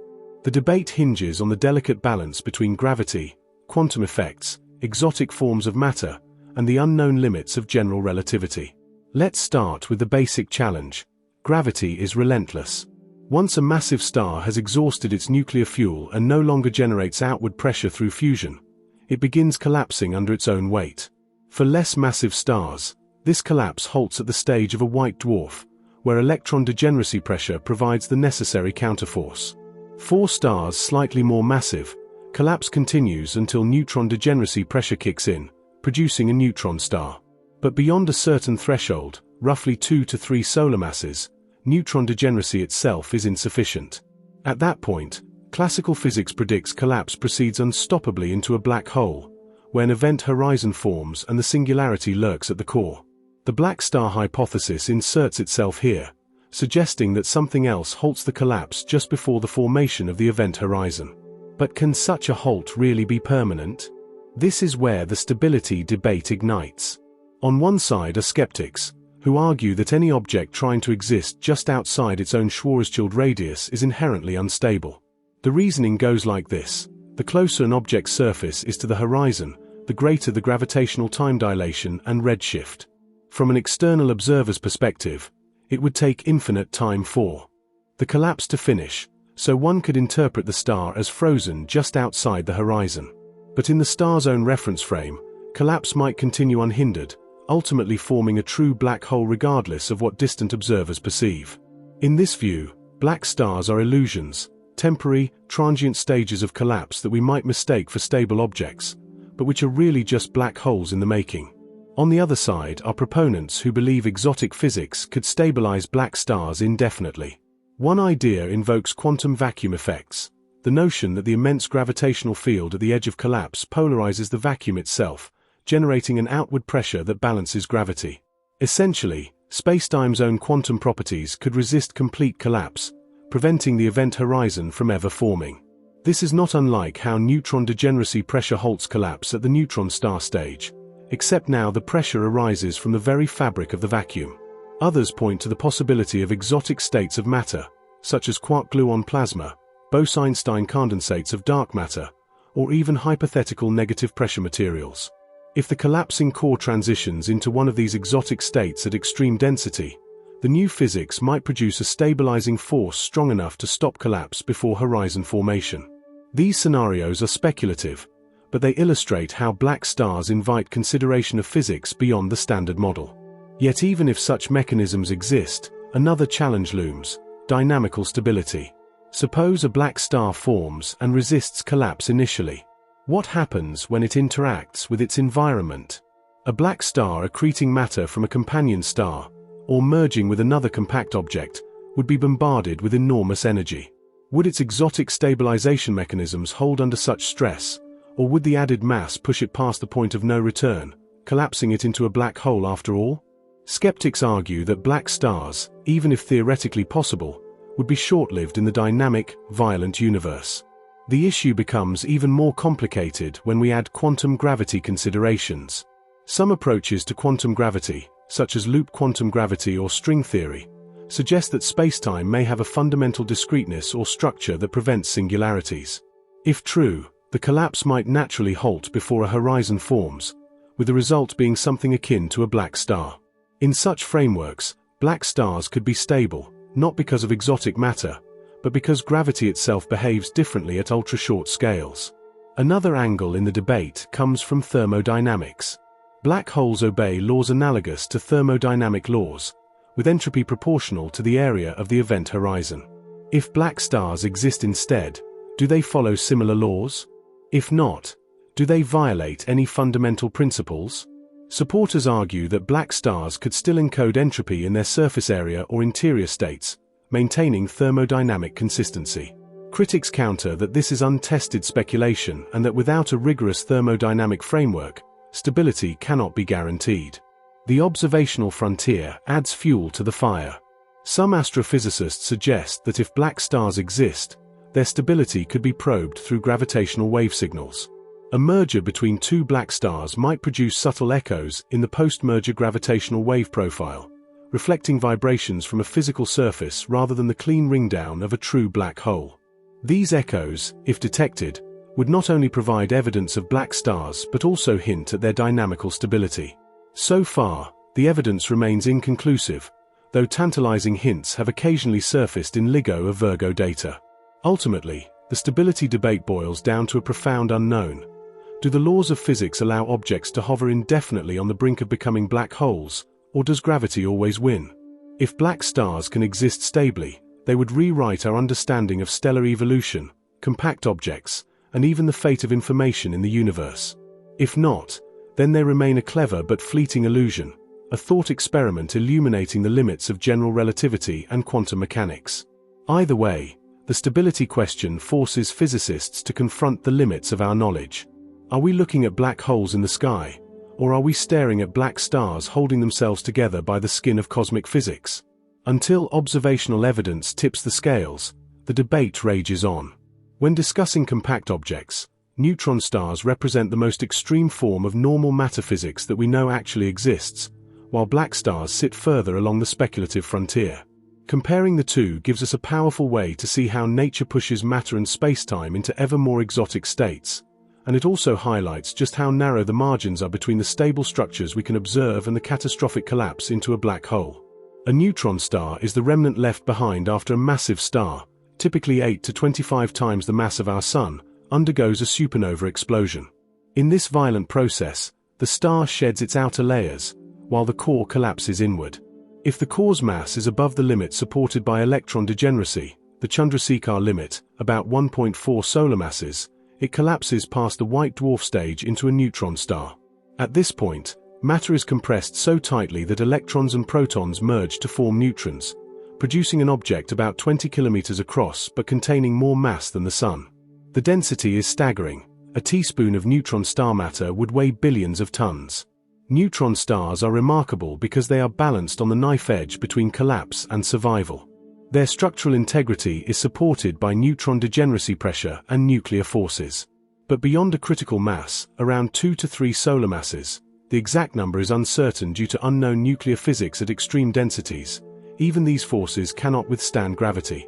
That's when theory predicts the object must collapse into a black hole. This is the threshold where the black star concept enters the conversation. A black star, in contrast, is imagined as what might exist if collapse continues past the neutron star limit but somehow avoids forming a true black hole. In many ways, black stars can be thought of as neutron stars taken to the next level, a step beyond in the continuum of compact objects. Where neutron stars rely on well-understood nuclear physics, black stars invoke exotic physics, quantum gravity effects, or unknown forms of matter to resist full collapse. One major distinction lies in the surface properties. Neutron stars have a solid crust, layered with dense nuclei, superfluid neutrons, and possibly exotic particles like hyperons or kaon condensates. If you could land on one, ignoring the fact that you would be instantly crushed and vaporized, you would encounter an actual hard surface. Black stars, however, are theorized to have surfaces that lie only infinitesimally outside the would-be event horizon.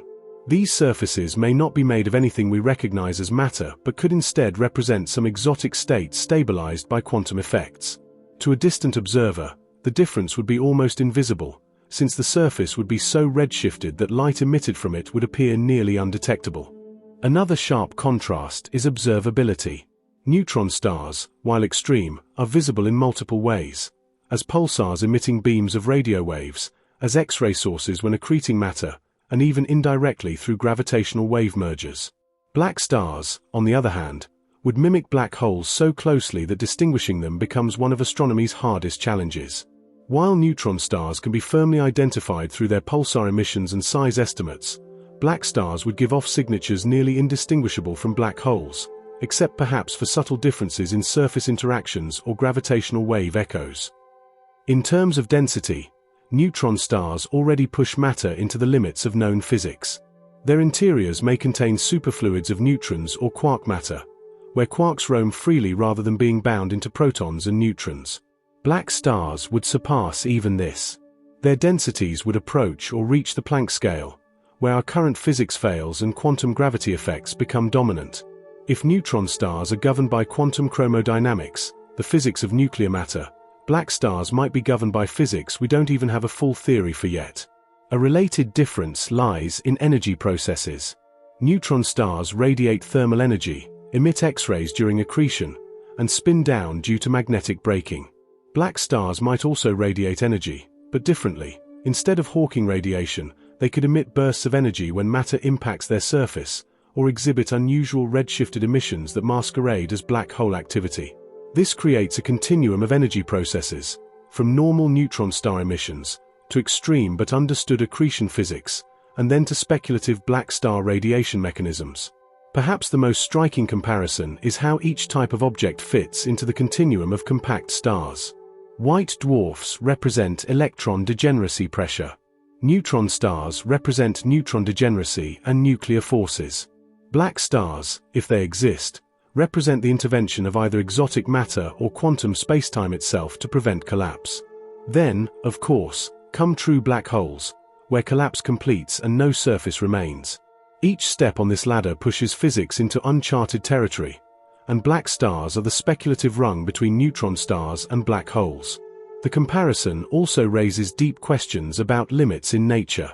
If neutron stars exist, is it inevitable that black holes must also exist, or can black stars serve as a final stopping point?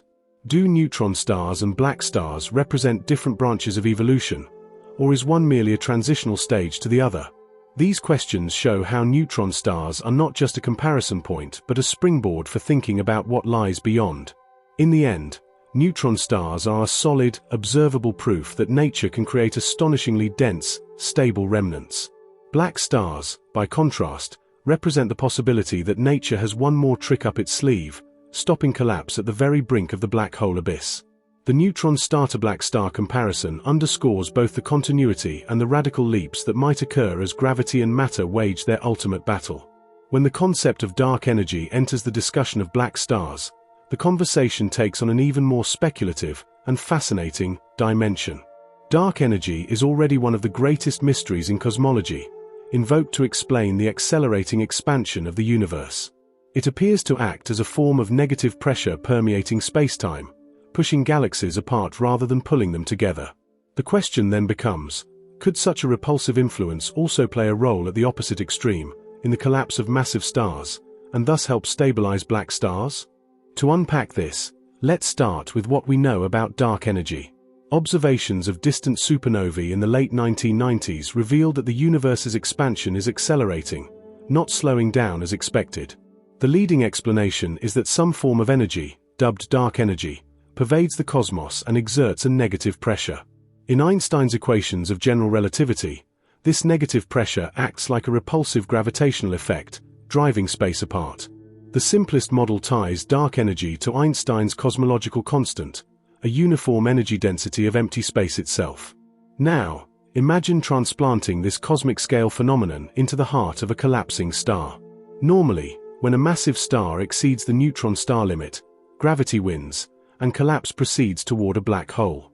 But if a pocket of negative pressure, or an effect similar to dark energy, were to emerge inside the collapsing core, it could theoretically counteract gravity.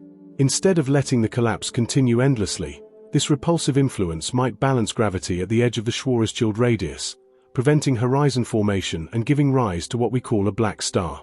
Several speculative models explore this possibility. Some physicists propose that as matter is compressed to extreme densities, quantum fields inside the star undergo phase transitions.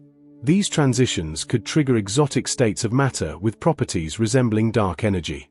For instance, a core filled with a false vacuum state, where the quantum field is stuck in a high-energy configuration, would generate negative pressure. This could act as a stabilizing cushion against gravity's pull. In essence, the star's collapse would be halted not by normal matter but by spacetime's own energy structure. Another idea links dark energy to exotic fluids like Chaplygin gas or phantom energy. These hypothetical forms of matter are designed to reproduce dark energy's properties in cosmological models but could, in principle, also exist locally inside compact stars. If part of a collapsing star transitions into such exotic matter, the balance between gravitational collapse and negative pressure could create a stable black star configuration. Unlike neutron stars, which rely on nuclear forces, black stars in this model would rely on the universe's most enigmatic force, the repulsive energy of spacetime itself. There's also an intriguing connection to the idea of gravastars, gravitational vacuum stars. A gravastar is a theoretical alternative to black holes proposed in the early 2000s. Instead of forming an event horizon and singularity, the collapsing star transitions into a core filled with dark energy-like vacuum, surrounded by a thin shell of normal or exotic matter. The dark energy interior provides the repulsion needed to halt collapse, while the shell provides the gravitational pull necessary to keep the structure intact. In this picture, A gravastar is essentially a specific version of a black star, explicitly invoking dark energy to explain stability. But this raises profound questions. If dark energy or vacuum energy can indeed arise within collapsing stars, is this process universal? Would all black holes actually be black stars stabilized by vacuum pressure? Or does this occur only under special conditions, making black stars rare exceptions in a cosmos dominated by true black holes? The answer depends on whether dark energy is truly a uniform background feature of the universe, or if it can also concentrate and localize in extreme environments. Skeptics argue that invoking dark energy inside stars is highly speculative because dark energy is only measured on cosmological scales. Its effects are so weak locally that they don't noticeably influence galaxies or solar systems, let alone the interior of stars. To make dark energy matter in stellar collapse, one must imagine new mechanisms by which it concentrates under extreme conditions. Without evidence for such mechanisms, the idea risks being more of a mathematical curiosity than a physical reality. Nevertheless, the dark energy link has significant implications. If black stars are stabilized by something like dark energy, it would mean that the same mysterious force driving the expansion of the universe also shapes the fate of the most massive stars. It would connect the largest scales of the cosmos, the accelerated expansion of billions of galaxies, with the smallest and densest, collapsed stellar remnants. This kind of unification is exactly what physicists crave, as it suggests deeper underlying principles tying together disparate phenomena. It also changes how we might search for black stars observationally. If they are indeed gravastars or dark energy-supported stars, their surface interactions, gravitational wave emissions, or accretion behavior could differ subtly from those of black holes. Detecting these differences could serve as a test not just for black star theories but for dark energy itself. In other words, compact objects in our galaxy might become laboratories for probing one of cosmology's greatest mysteries. At its heart, the dark energy link emphasizes that black stars are more than just a quirky alternative to black holes. They are potential windows into the most profound questions of modern physics. What is the nature of space-time? What drives cosmic expansion? And can the repulsive force that governs the destiny of the universe also decide the fate of dying stars? When it comes to observational challenges, black stars represent one of the most frustrating and fascinating possibilities in modern astrophysics.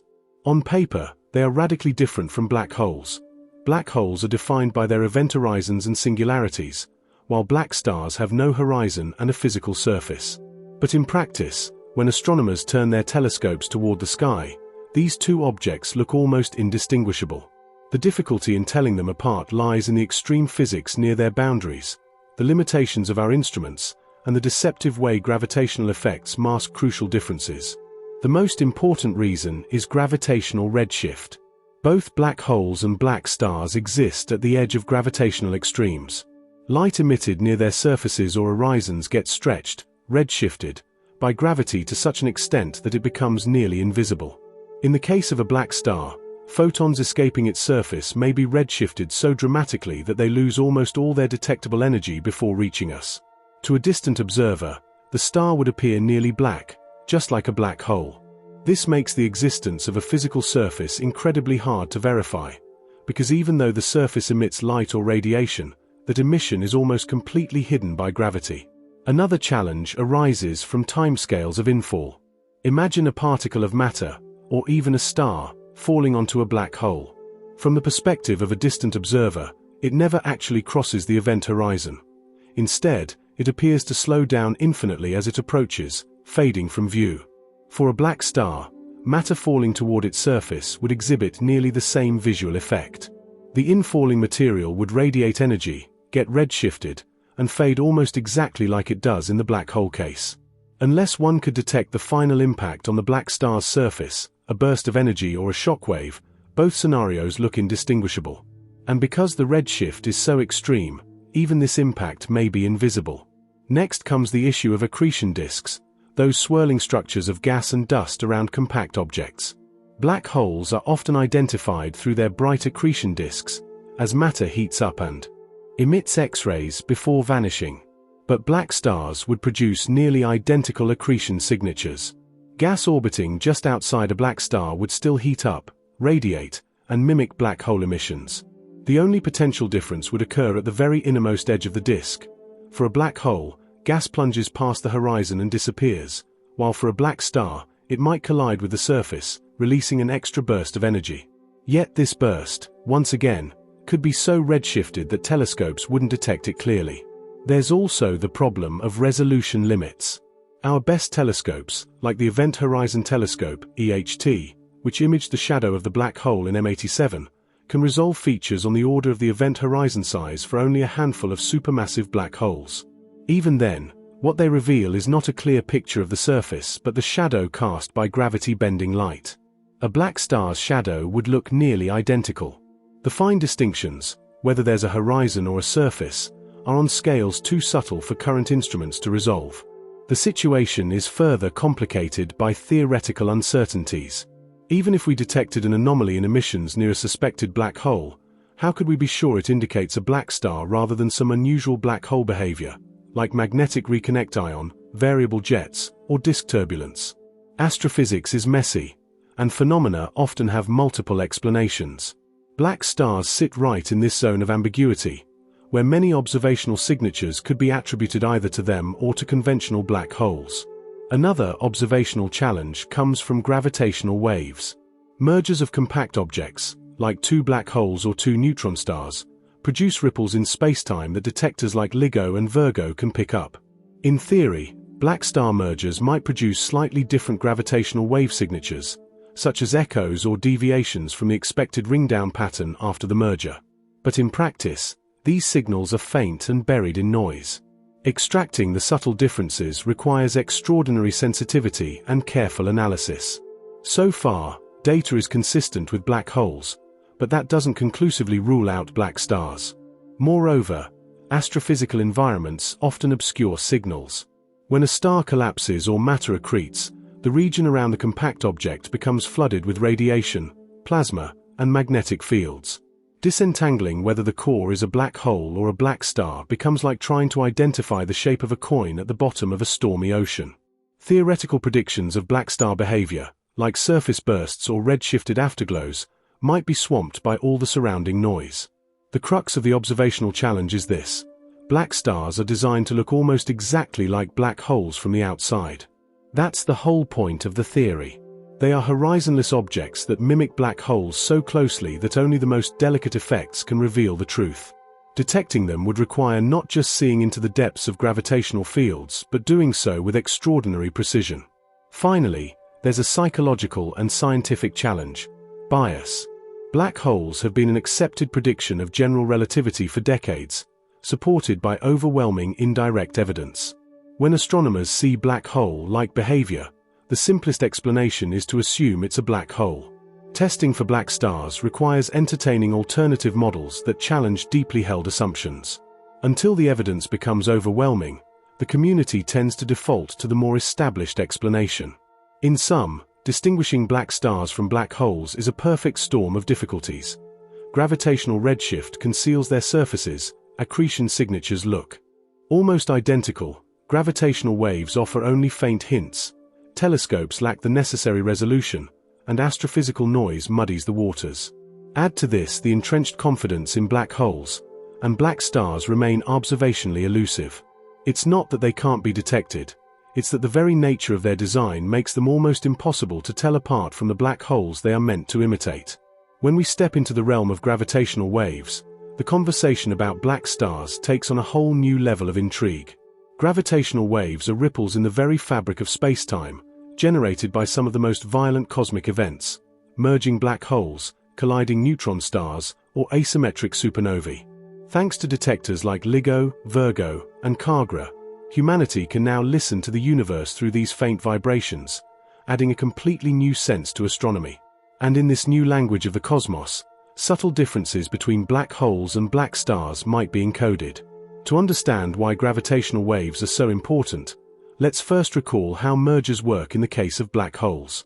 When two black holes spiral toward each other, they emit gravitational waves in a well-understood sequence. 1. In spiral phase, the two objects orbit each other, gradually losing energy via gravitational radiation. The frequency of the waves increases, like a cosmic chirp. 2. Merger phase.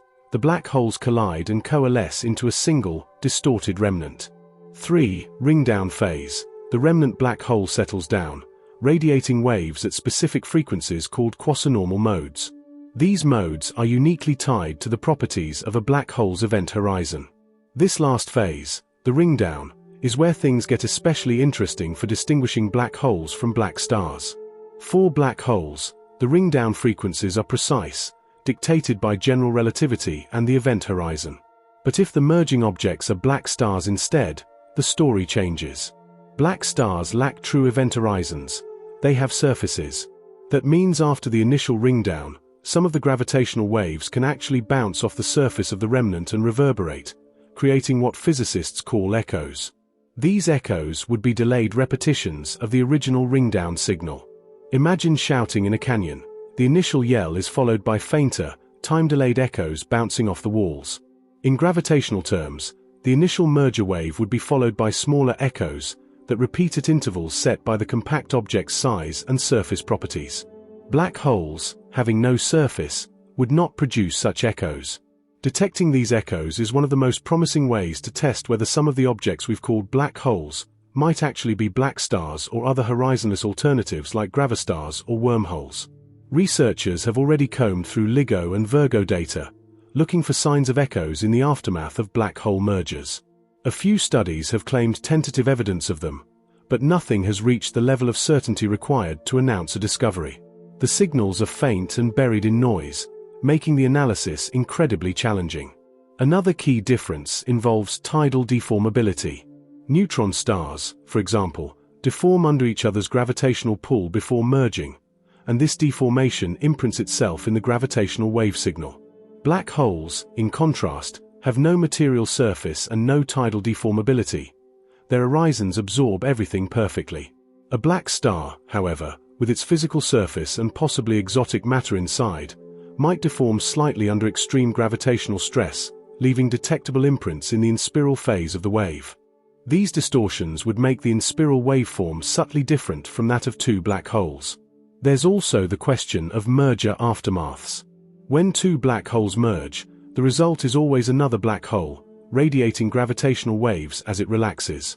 But if two black stars merged, depending on their stability, the result might not be so simple. The remnant could temporarily oscillate or emit bursts of matter and energy, all of which could slightly alter the gravitational wave profile.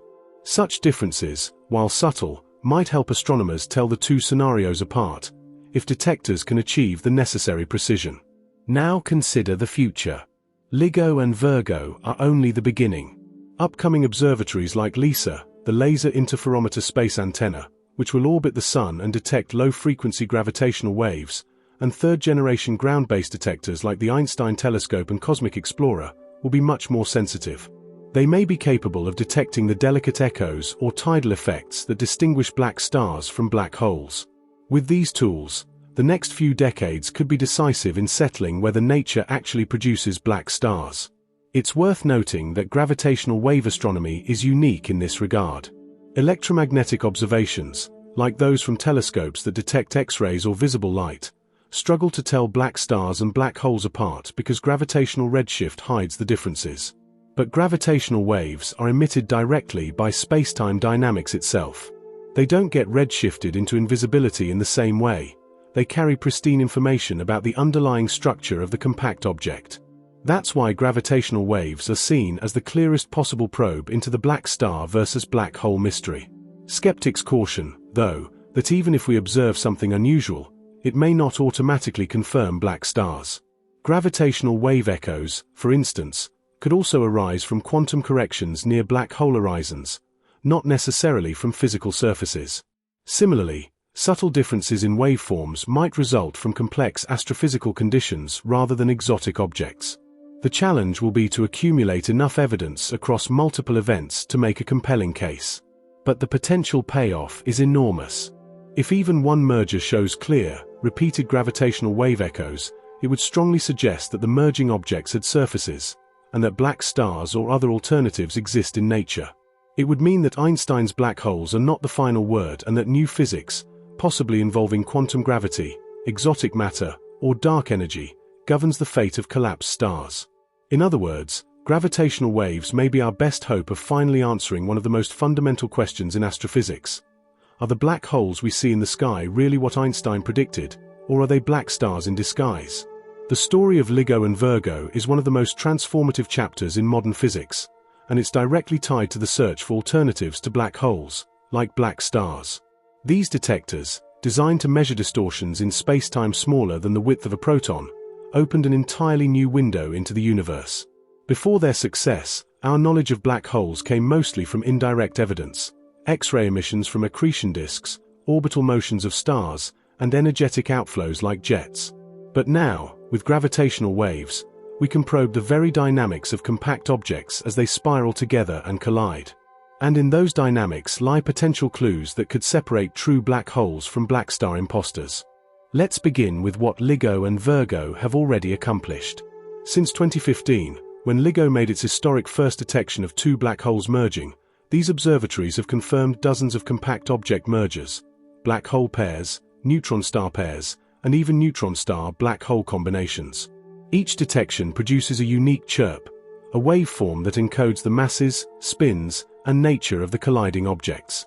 For astrophysicists, these signals are like fingerprints.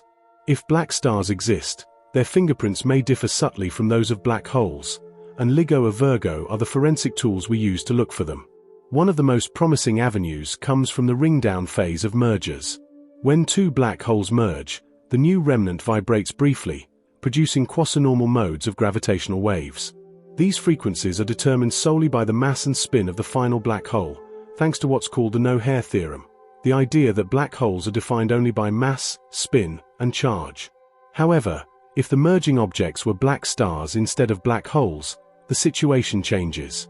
Because black stars have surfaces, waves might bounce off them, creating gravitational wave echoes after the main signal. Researchers have actually searched for such echoes in LIGO or Virgo data.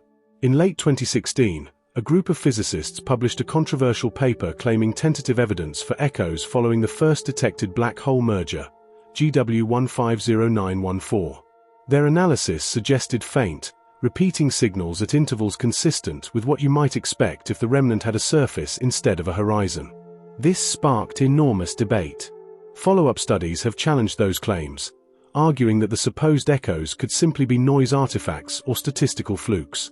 To this day, the evidence remains inconclusive. But the very fact that physicists are testing for echoes shows how gravitational wave astronomy has become a playground for probing black hole alternatives like black stars. Beyond echoes, LIGO and Virgo also test black star hypotheses through tidal effects. During in-spiral, neutron stars deform under tidal forces, and this deformability imprints itself on the waveform. Black holes, with event horizons, show no such effect. Black stars, with physical surfaces and exotic internal matter, could exhibit tiny but non-zero tidal deformability. If detected, this would signal that the objects were not black holes. So far, the signals from confirmed black hole mergers show no strong evidence of tidal deformability, but as detectors improve, these measurements will become more sensitive. Another subtle test comes from energy loss mechanisms. Black holes absorb everything perfectly, including gravitational waves. But if black stars have surfaces, they might reflect or partially re-emit gravitational energy differently. This would slightly alter the expected energy profile of a merger event. Some teams have tried to match LIGO or Virgo data against these alternative models. So far, the data has been consistent with standard black holes, but the search is ongoing. Importantly, LIGO and Virgo are not working in isolation. They are part of a global network of gravitational wave observatories. Virgo in Italy joined LIGO's twin detectors in the US in 2017, and Japan's Kagra has now come online as well. Together, they increase sensitivity, reduce noise, and allow better triangulation of sources. With every additional detection, scientists refine their ability to test black hole physics against black star models. Looking ahead, future detectors promise even greater power. Projects like LISA, a space-based interferometer, and third-generation observatories such as the Einstein telescope in Europe or Cosmic Explorer in the US will push the boundaries of gravitational wave detection. These instruments will be able to observe lower frequency waves, longer in spirals, and much fainter echoes. If black stars exist, these next-generation detectors may provide the smoking gun. But there's another important layer, the role of statistical accumulation. One single event may not conclusively reveal the difference between a black hole and a black star. But with hundreds or thousands of detections over time, scientists can look for systematic patterns. Tiny deviations in ringdowns, faint but consistent echo signals, or anomalies in energy distributions. With enough data, the weight of evidence could eventually tip in favor of one picture or the other. Of course, caution is essential. Gravitational wave data is noisy, and the search for faint echoes or anomalies is notoriously difficult. Critics argue that until detectors achieve much higher sensitivity, claims of black star evidence remain speculative. Yet even skeptics acknowledge that the very ability to test these hypotheses is revolutionary. Just a decade ago, the idea of probing the inner structure of compact objects was purely theoretical. Now, with LIGO and Virgo, we are actually doing it. So when we talk about LIGO and Virgo in the context of black stars, we're really talking about the first experimental probes of the event horizon problem. Are the dark giants in our universe truly black holes with horizons?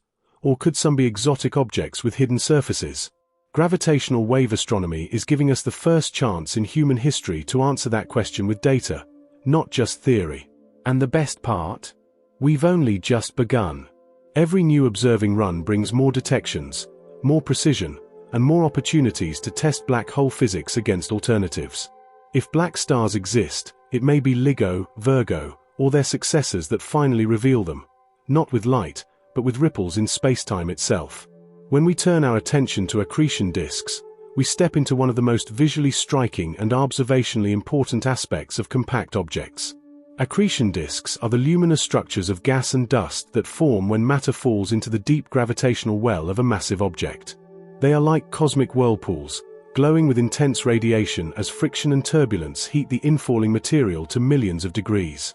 In fact, much of what we know about black holes and neutron stars has come not from directly seeing the objects themselves, but from studying the behavior of their accretion disks. So naturally, if black stars exist, we must ask, how would their accretion disks compare to those of black holes? Would they look the same, or would they reveal subtle differences that might allow astronomers to distinguish between the two? To begin with, the basic physics of disk formation would be the same for both objects. Matter drawn in by gravity carries angular momentum, and instead of plunging straight in, it spirals inward, forming a thin, rotating disk. The closer the matter gets to the central object, the faster it orbits and the hotter it becomes, eventually emitting high-energy radiation, particularly in X-rays. Both black holes and black stars, being extremely compact, would host accretion disks that extend very close to the central body, creating extraordinarily luminous systems. But the critical differences emerge at the innermost regions of the disk, near the point where matter can no longer maintain a stable orbit. In the case of a black hole, this limit is the innermost stable circular orbit, ISCO, which lies just outside the event horizon. Once material crosses the ISCO, it plunges into the black hole, disappearing beyond the horizon. From the outside, it appears as though the material simply vanishes, with only the last bursts of radiation visible before it's gone forever. For a black star, however, there is no event horizon. Instead, there is a physical surface. This difference transforms what happens to matter after it crosses the ISCO. Instead of vanishing, the infalling matter crashes onto the surface of the black star. This impact could produce a burst of radiation, potentially detectable as a flare or hotspot. The energy from the collision might be absorbed, reprocessed, and then emitted back into space. This introduces the possibility that black stars could have accretion signatures subtly different from those of black holes. Now, let's consider what this means observationally. In principle, astronomers might detect extra emission from a black star that wouldn't exist for a black hole. Specifically, the infall of matter onto a solid surface should produce thermal radiation, similar to what we see in neutron stars, though vastly more extreme given the black star's density and redshift effects. A true black hole, by contrast, swallows matter silently, with no surface impact to release energy. Therefore, if we could measure precise differences in emission between accretion onto a black hole and onto a black star, we might be able to tell them apart. But here's where things get tricky: gravitational redshift. Black stars are thought to exist at radii incredibly close to what would be the event horizon. Any radiation emitted from their surface would be redshifted so strongly that it would lose almost all of its energy by the time it reached us. In effect, the light from infalling matter would be stretched into invisibility. To a distant observer, this would make the black star look nearly indistinguishable from a black hole, as the surface glow would be drowned out by redshift. This is one of the reasons why black stars are so difficult to rule out observationally. They mimic black holes so closely. Another important aspect of accretion disks is their efficiency in converting mass into energy. Black holes are extraordinarily efficient. Up to about 40% of the rest mass of accreted matter can be converted into radiation, depending on spin. This efficiency comes from the fact that matter can orbit very close to the event horizon before falling in. For black stars, the efficiency could be slightly different, since matter might release additional energy when striking the surface. If this extra emission is not completely swallowed by redshift, black stars might show marginally different luminosity patterns compared to black holes. There's also the question of variability. Accretion disks are not stable. They flicker, flare, and pulse, often in response to instabilities or sudden infall of gas. For black stars, the presence of a surface could lead to more irregular bursts of radiation, especially if material builds up temporarily before collapsing onto the surface. This variability could, in theory, provide another observational clue. For black holes, flares and variability typically arise from turbulence and magnetic fields within the disk, not from surface impacts.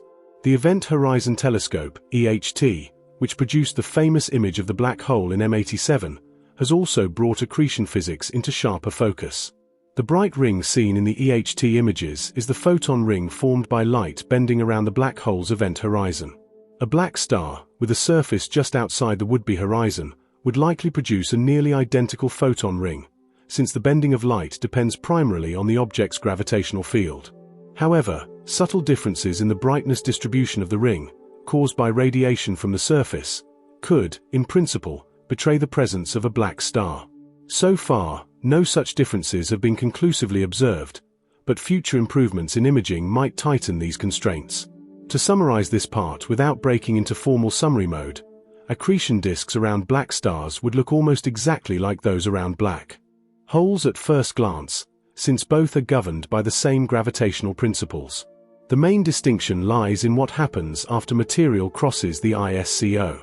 In black holes, it vanishes beyond the event horizon, whereas in black stars, it strikes a surface and could produce additional radiation. The challenge is that gravitational redshift near the surface makes this extra radiation nearly impossible to detect, effectively masking black stars and allowing them to masquerade as black holes. This means that if black stars are out there, their accretion disks wouldn't look dramatically different from those of black holes in most telescopes. Only the finest, most precise measurements, perhaps involving extreme X-ray timing, variability studies, or future high-resolution imaging, might reveal the difference. The fact that both scenarios look so similar is one reason the black star hypothesis remains viable. Observationally, they are almost perfect mimics. Jets are among the most dramatic and puzzling phenomena in astrophysics. These colossal beams of plasma, accelerated to nearly the speed of light, can extend for thousands, even millions of light-years into intergalactic space. Powered by compact objects, they are so bright and energetic that they outshine their host galaxies in some cases. When we think of black holes, especially supermassive ones, we almost instinctively picture the giant, relativistic jets erupting from their poles.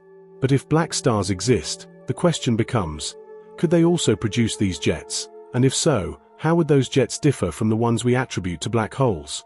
To begin with, the formation of astrophysical jets is still not completely understood, even in the black hole case. The leading theory involves a combination of intense gravity, accretion disks, and magnetic fields. As matter spirals into the compact object, it drags magnetic field lines along with it, twisting them into tight helices. These magnetic fields can channel and accelerate plasma away from the disk along the poles, creating the narrow, powerful beams we observe. The process is further enhanced if the central object spins rapidly. In black holes, the Blandford-Znajek mechanism is often invoked, where rotational energy is extracted from the black hole itself through its interaction with magnetic fields near the event horizon. So how does this picture change if the central engine is a black star rather than a black hole? At first glance, not much. Both objects are compact, both generate immense gravitational pull, and both can host accretion disks with strong magnetic activity. The presence of an event horizon is not essential for jet formation. The real drivers are the accretion flow and the magnetic field dynamics. Even neutron stars, which clearly have hard surfaces, are known to launch jets, though typically less powerful than those of black holes. This strongly suggests that black stars, like neutron stars and black holes, could in principle generate jets. The main difference would likely lie in the energy source of the jets. For black holes, one of the dominant ideas is that the spin energy of the black hole itself can be tapped through magnetic fields anchored in the accretion disk, essentially pulling energy out of the event horizon's ergosphere. A black star, by contrast, lacks an event horizon and thus lacks an ergosphere in the same sense. Instead, its spin energy might be extracted directly from its surface, similar to how neutron stars lose rotational energy through their magnetospheres. In this case, the black star's magnetic fields and rotation could combine with the accretion disk to power jets, without requiring an ergosphere at all. This has important implications. If jets powered by black stars operate more like those from neutron stars, they might differ subtly in collimation, power output, or variability compared to black hole jets. For example, the surface of a black star could act as an anchor for magnetic fields in a way that a black hole horizon cannot. This might change how efficiently energy is extracted, or how stable the jet remains over time. If black stars indeed exist, their jets might display signatures of both black hole-like and neutron star-like processes, making them hybrids in the jet production zoo. Another key difference could emerge in the feedback of infalling matter.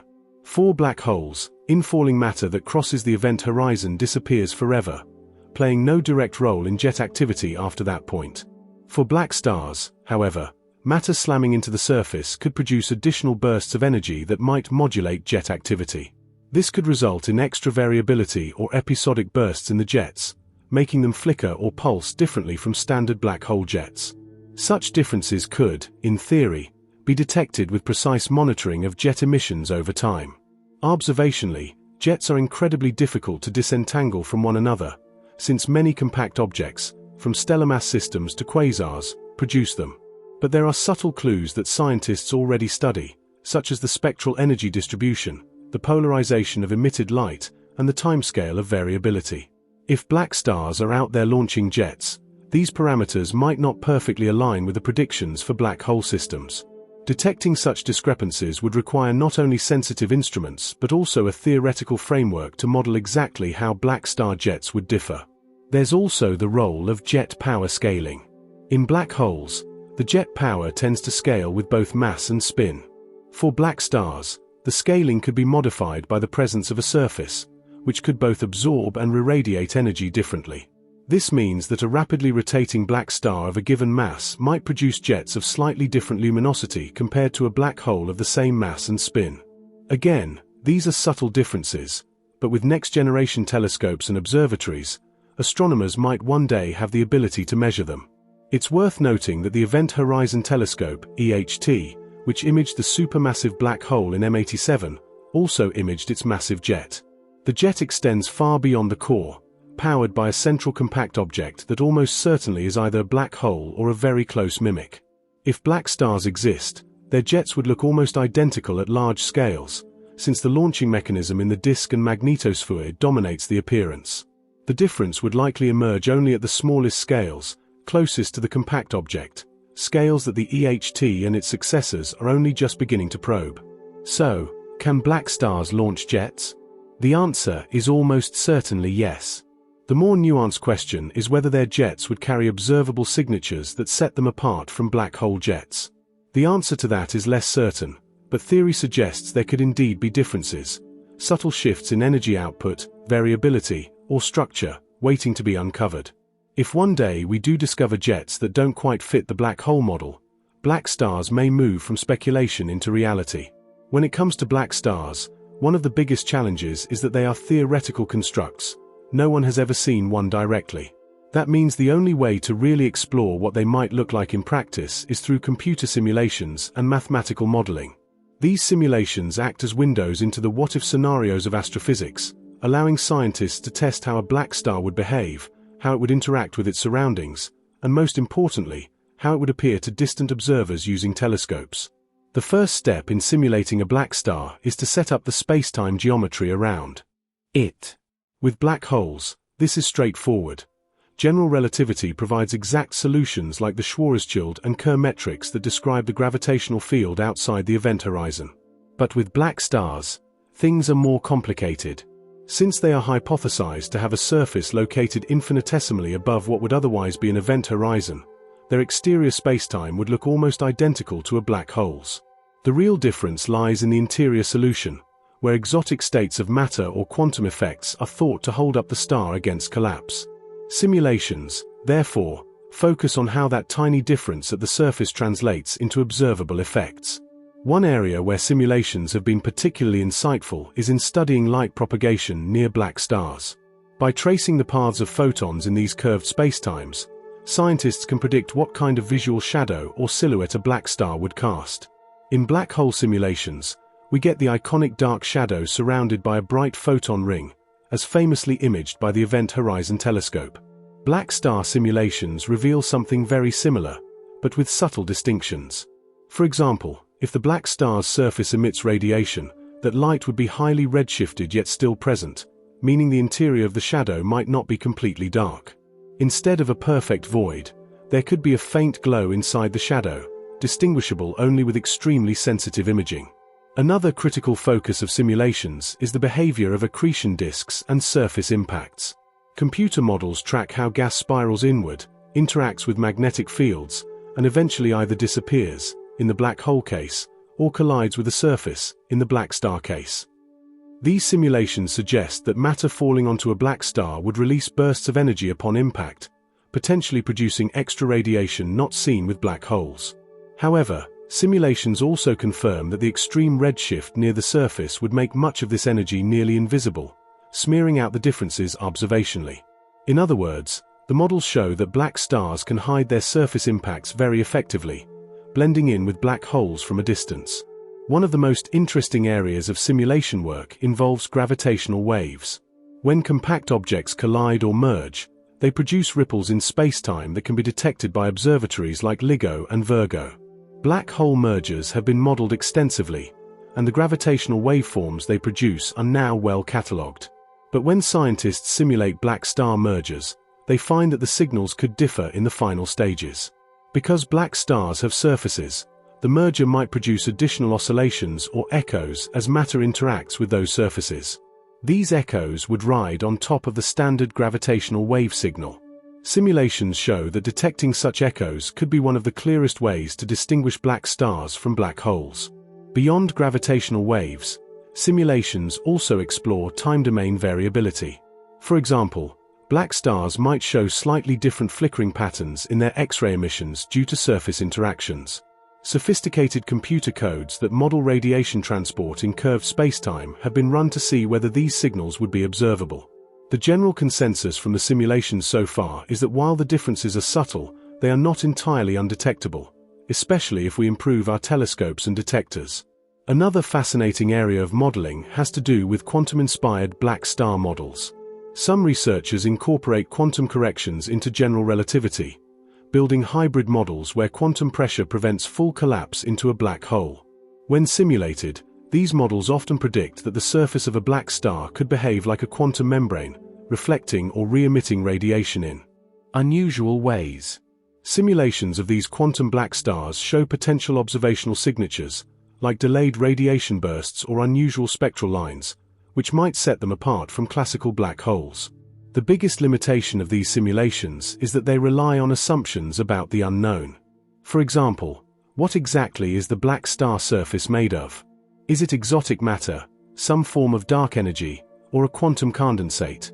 Different assumptions yield different predictions, and until we have observational data to constrain the models, simulations remain highly speculative.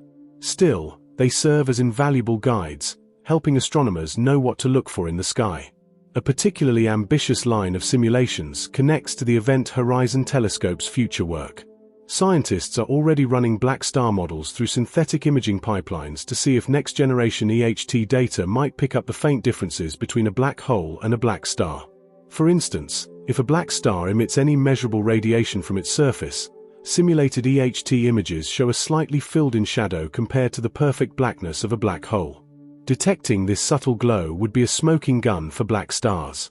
In the end, simulations are not proof, but they are the best rehearsal we have before reality presents its data. They allow scientists to create a menu of possible observational signatures: faint surface glows, accretion variability, gravitational wave echoes, or quantum spectral lines. Whether any of these turn up in real data is still an open question, but without simulations, we wouldn't even know what to search for. The idea of black stars is undeniably fascinating, but despite its allure, it has not won over the majority of physicists. In fact, when the concept is brought up in serious scientific discussions, it is often met with heavy skepticism. The reasons for this skepticism are numerous, ranging from theoretical concerns to practical observational difficulties. For many in the scientific community, black stars are seen not as viable astrophysical objects, but as speculative constructs that might be mathematically interesting but physically unrealistic.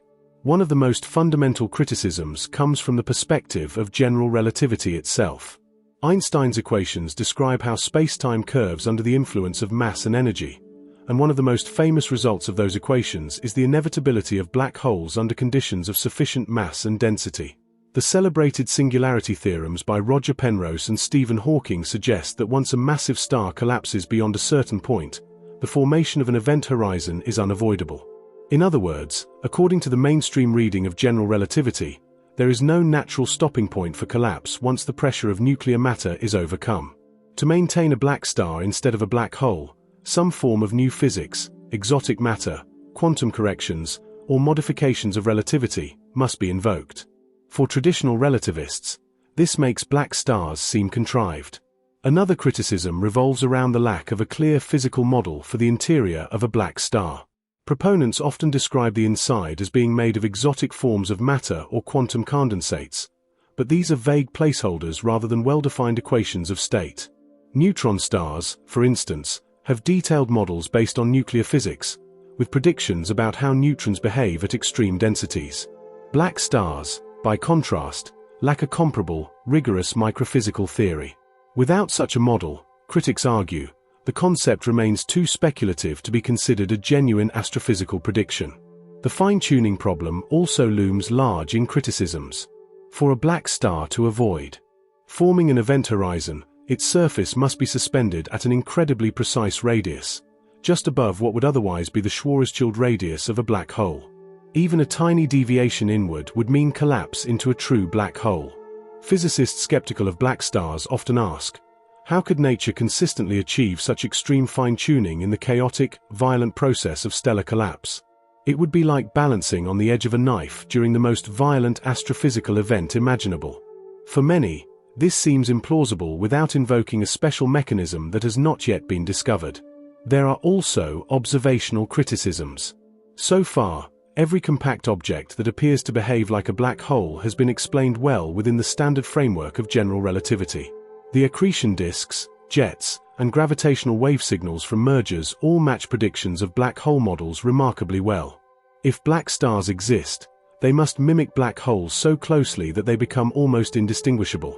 Skeptics argue that if a theory predicts objects that look exactly like already well-understood ones, but requires more speculative physics to justify them, then Occam's razor favors the simpler explanation: black holes. In other words, why multiply hypotheses without necessity? Another line of criticism points to stability issues. Many physicists argue that even if black stars could form temporarily, they might not remain stable over cosmic timescales. Small instabilities could cause them to eventually collapse into black holes. For example, if matter falling onto the surface accumulates faster than whatever exotic mechanism supports the star can counteract, collapse would be inevitable. Critics suggest that black stars, if they exist at all, might be fleeting, transitional objects rather than permanent alternatives to black holes. This would make them far less relevant in astrophysics, where the long-lived behavior of objects is what we observe most. Then there is the issue of lack of predictive power. Black holes are not only well-defined mathematically but also make clear, testable predictions that have been confirmed repeatedly, like gravitational lensing, time dilation near the horizon, and gravitational waveforms from mergers. Black star models, on the other hand, often make vague or highly variable predictions depending on the assumptions chosen about their interior physics. This flexibility makes them less falsifiable, which is a red flag in scientific theory building. Some physicists even criticize black star models as being too ad hoc, constructed to patch specific theoretical problems, like the information paradox, without offering a broader, predictive framework. There is also a philosophical dimension to the skepticism. Black holes, though counterintuitive, are mathematically clean solutions to Einstein's equations.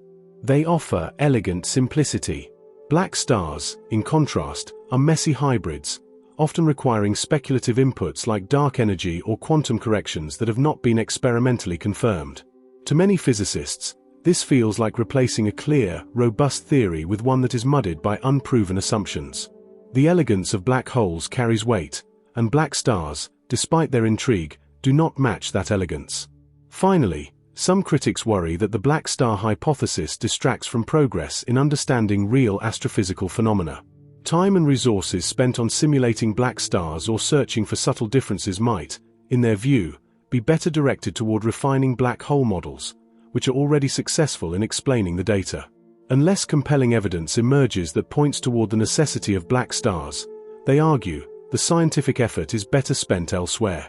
In summary, skepticism about black stars arises not from a lack of imagination but from a sense that the idea demands too much from nature. Fine-tuned conditions, exotic matter, and new physics, all without providing observational advantages over the already successful black hole model. For these reasons, many physicists continue to regard black stars as interesting thought experiments rather than credible astrophysical objects. Supporters of the black star hypothesis see them not merely as speculative alternatives to black holes, but as potential keys to unlocking deep mysteries of physics. While critics dismiss black stars as inelegant or unphysical, their defenders argue that they address problems that black holes simply cannot resolve within the current framework of physics. For these researchers, black stars are not unnecessary complications. They are natural candidates for filling the gaps left open by general relativity and quantum mechanics. One of the most powerful arguments in favor of black stars is that they offer a way out of the information paradox. Black holes, according to classical general relativity, possess event horizons beyond which no information can escape. Yet, quantum mechanics insists that information cannot be destroyed. This tension has led to decades of debate, with proposals ranging from Hawking radiation encoding information to exotic structures like firewalls.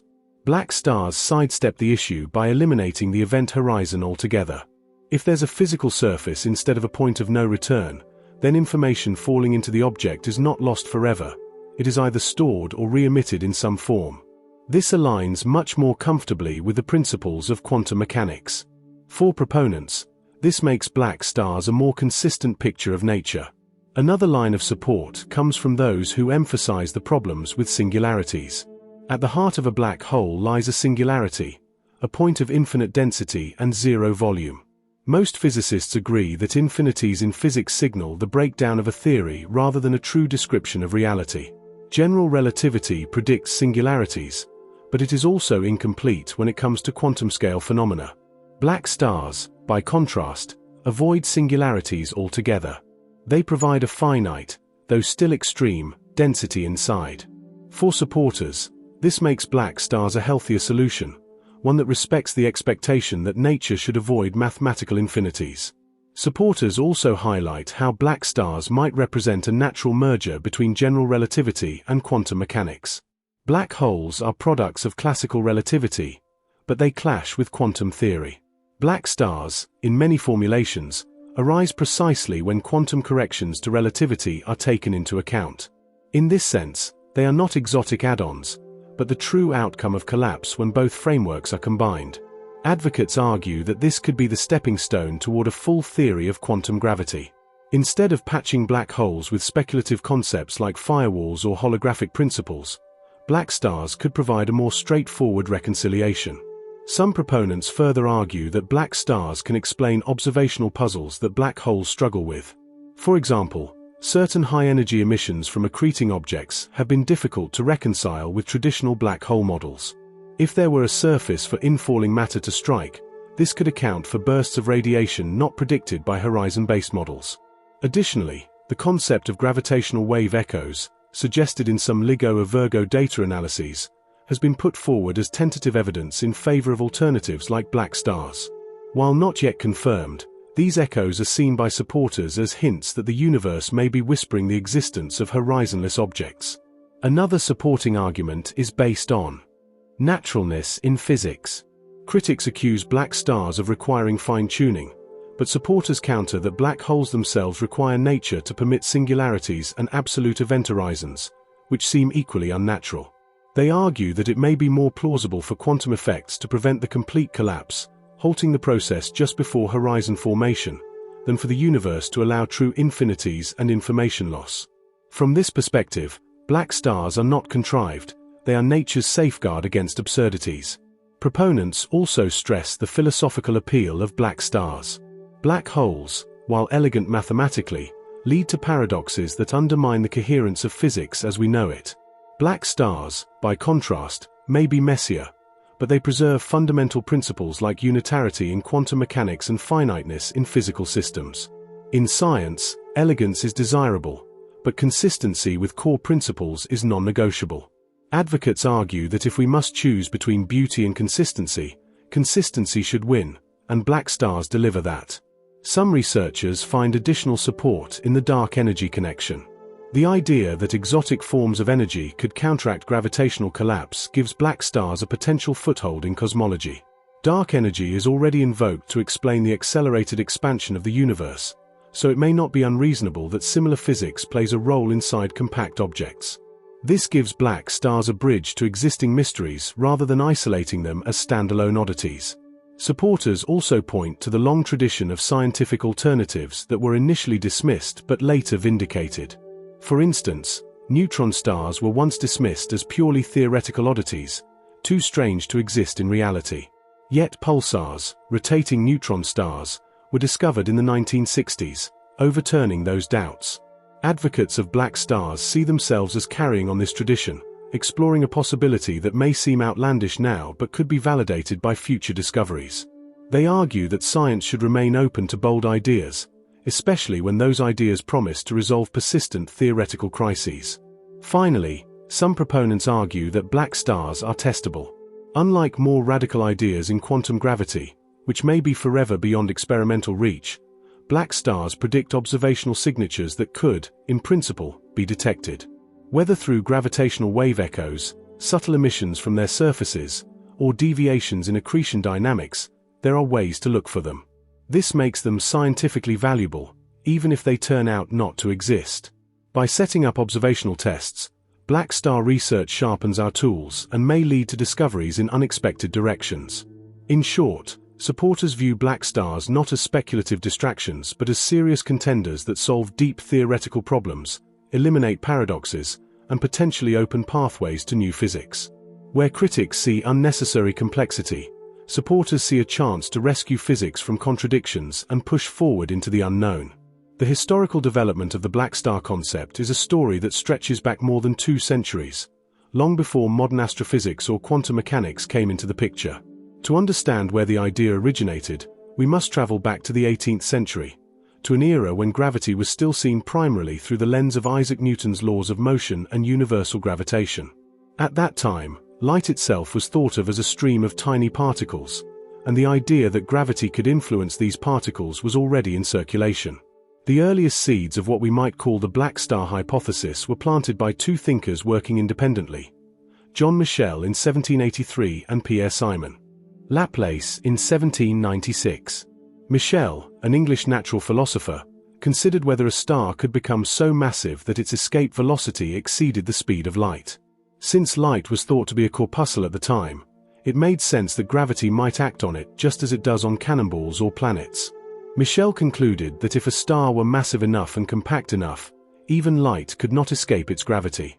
He described this as a dark star, an object invisible because it trapped all of its own radiation.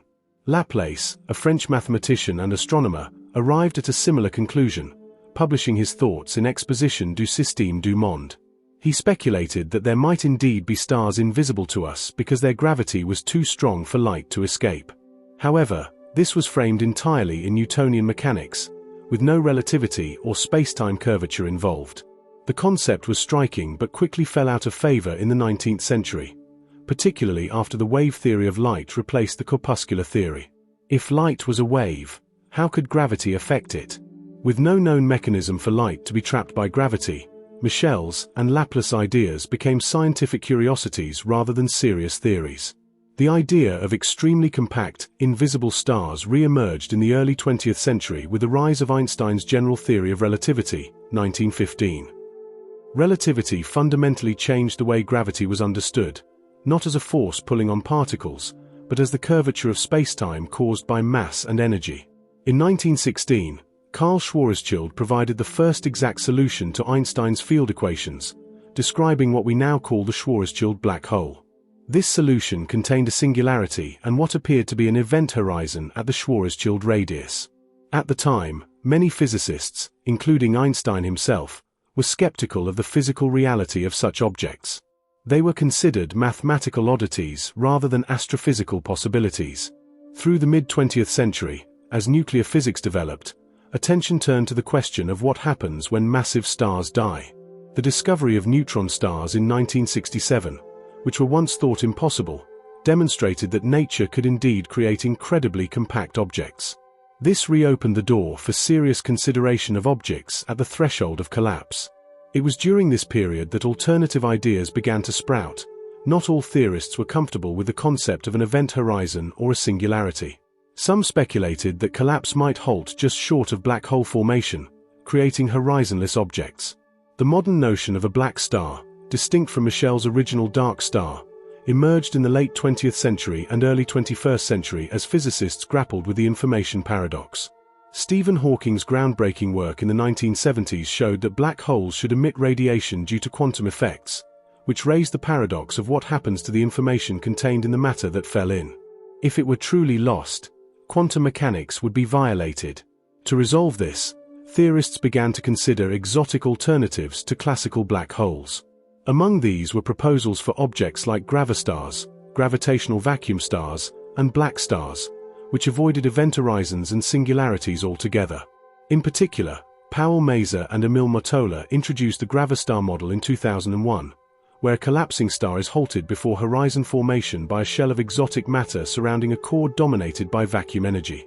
Around the same time, the black star idea was revived as a related but distinct concept, a collapsed object hovering just outside the Schwarzschild radius, sustained by quantum effects or exotic pressures.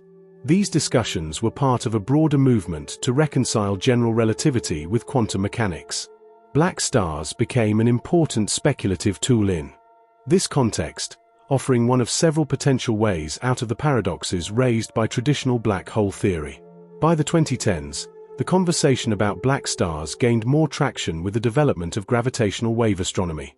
The detection of gravitational waves by LIGO in 2015 opened a new window into compact objects, and some physicists proposed that if echoes or deviations were detected, they might point toward horizonless objects like black stars. This brought the concept into the realm of observational science for the first time, as opposed to being purely theoretical. Thus, the historical arc of black stars stretches from Michel's dark stars in the 18th century, through the mathematical curiosities of early relativity, into the quantum debates of the late 20th century, and finally into the cutting-edge discussions of modern astrophysics. Each stage reflects the dominant scientific framework of its time: Newtonian mechanics, general relativity, nuclear physics, quantum mechanics, and shows how black stars have continually re-emerged whenever black holes raised more questions than they answered. The development of the black star concept reveals a consistent pattern in science. When established theories produce paradoxes, alternative ideas are born.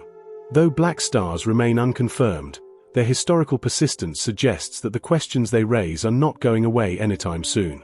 The modern resurgence of the black star idea is deeply tied to the growing recognition that black holes, while elegant in general relativity, generate unsolvable contradictions when viewed through the lens of quantum mechanics.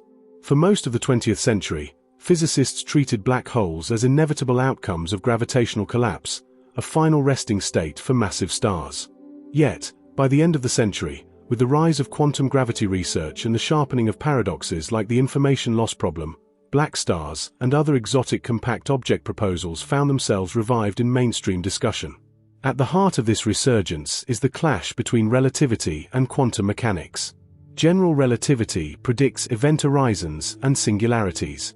Quantum mechanics insists that information cannot be destroyed, that probabilities must always add up to unity, and that nothing in physics should be truly lost.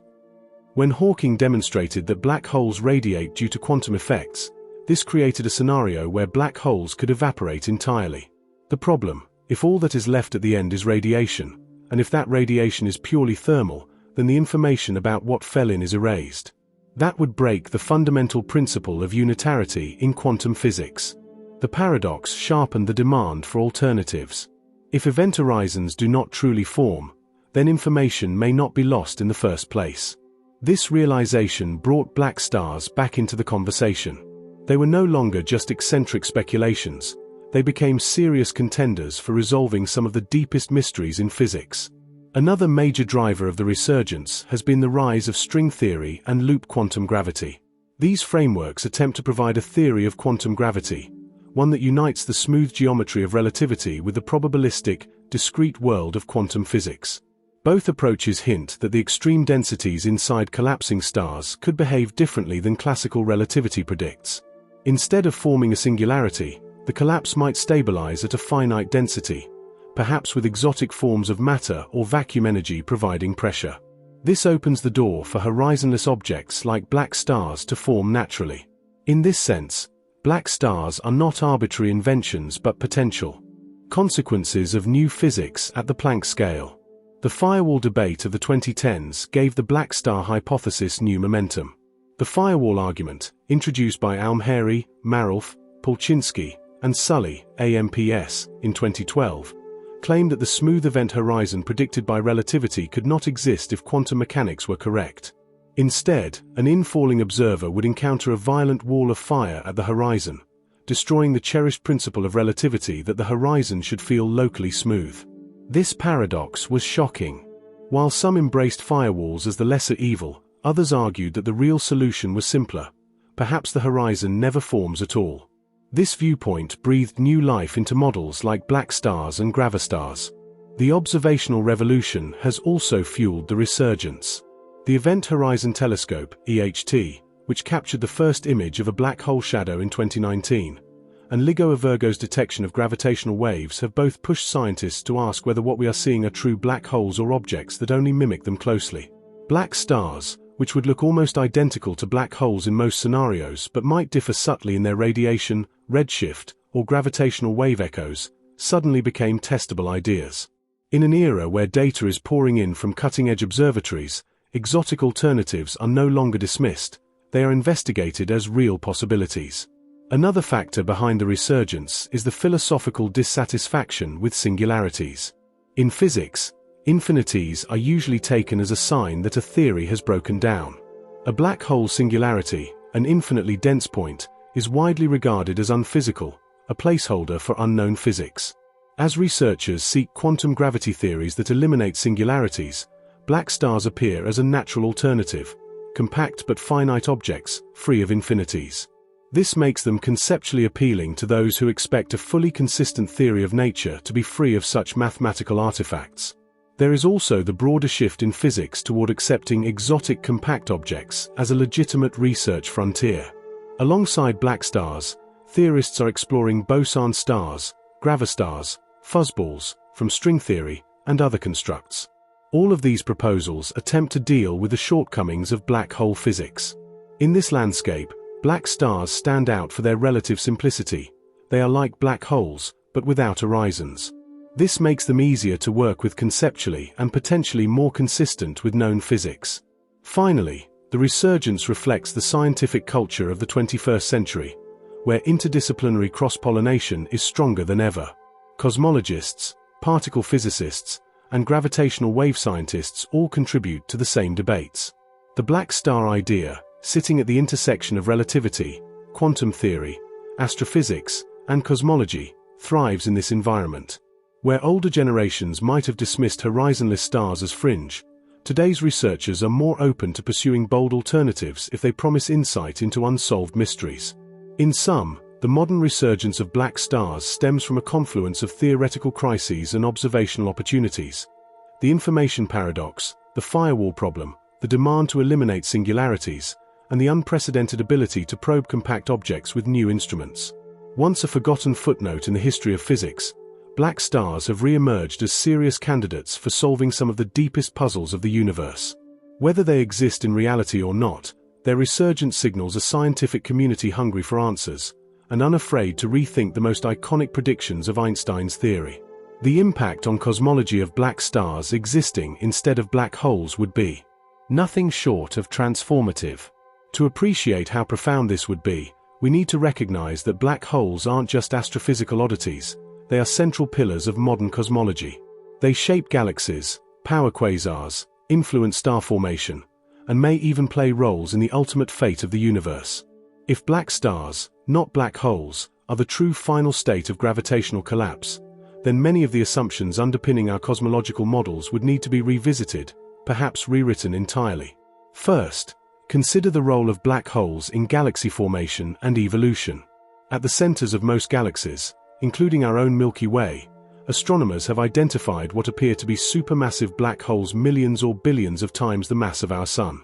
These objects anchor galactic cores, driving processes that regulate star birth, star death, and the dynamics of stellar orbits.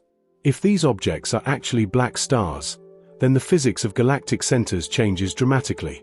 Instead of matter being swallowed and hidden forever behind an event horizon, matter falling onto a black star might interact with its surface, radiating energy in ways we haven't accounted for. This could alter our models of active galactic nuclei, quasars, and blazars, which are thought to be powered by supermassive black holes consuming vast amounts of material. A physical surface instead of an event horizon might produce different kinds of radiation signatures, potentially forcing us to reinterpret decades of observational data. On a broader scale, replacing black holes with black stars could profoundly affect our understanding of the cosmic energy budget. Black holes, through their accretion disks and relativistic jets, are some of the most efficient energy engines in the universe. They convert gravitational energy into electromagnetic radiation and kinetic energy with efficiencies far surpassing nuclear fusion. If black stars behave differently, if they radiate more, or less, or in different spectra, then the entire distribution of energy across the universe would need recalculating. This could influence our understanding of the cosmic microwave background, the reionization epoch, and even the growth of structure in the universe. Then comes the information paradox and cosmological implications. If black stars exist instead of black holes, the information paradox is resolved at its root. Information is not lost behind event horizons but instead is preserved, potentially encoded in the surface interactions or exotic matter states within black stars. This would be a monumental breakthrough not just for astrophysics but for the foundations of quantum mechanics. The reconciliation of quantum theory and general relativity, the holy grail of theoretical physics, might hinge on such objects. Black stars could act as natural laboratories where the effects of quantum gravity become manifest, providing hints about the deepest workings of space-time. Their existence would ripple outward into every corner of cosmology, forcing a re-evaluation of how quantum effects shape the largest structures in the cosmos. There's also the question of cosmic censorship and singularities. If black holes do not form, then the universe may not contain true singularities, regions of infinite density and curvature. This would reshape our conception of space-time itself. For decades, physicists have worried about what happens at singularities, the breakdown of predictability, the loss of determinism, the edges of physics itself. Black stars eliminate these infinities, replacing them with finite, albeit extreme, states of matter. If that's the case, our universe is far more coherent and perhaps more hospitable to laws of physics that apply universally, without exception. The early universe might also look different in a black star scenario. Primordial black holes, hypothetical relics from the Big Bang, are considered as possible dark matter candidates and as potential seeds for galaxy formation. But if true black holes cannot form, then primordial black holes could never have existed. Instead, primordial black stars or other exotic compact objects might fill that role.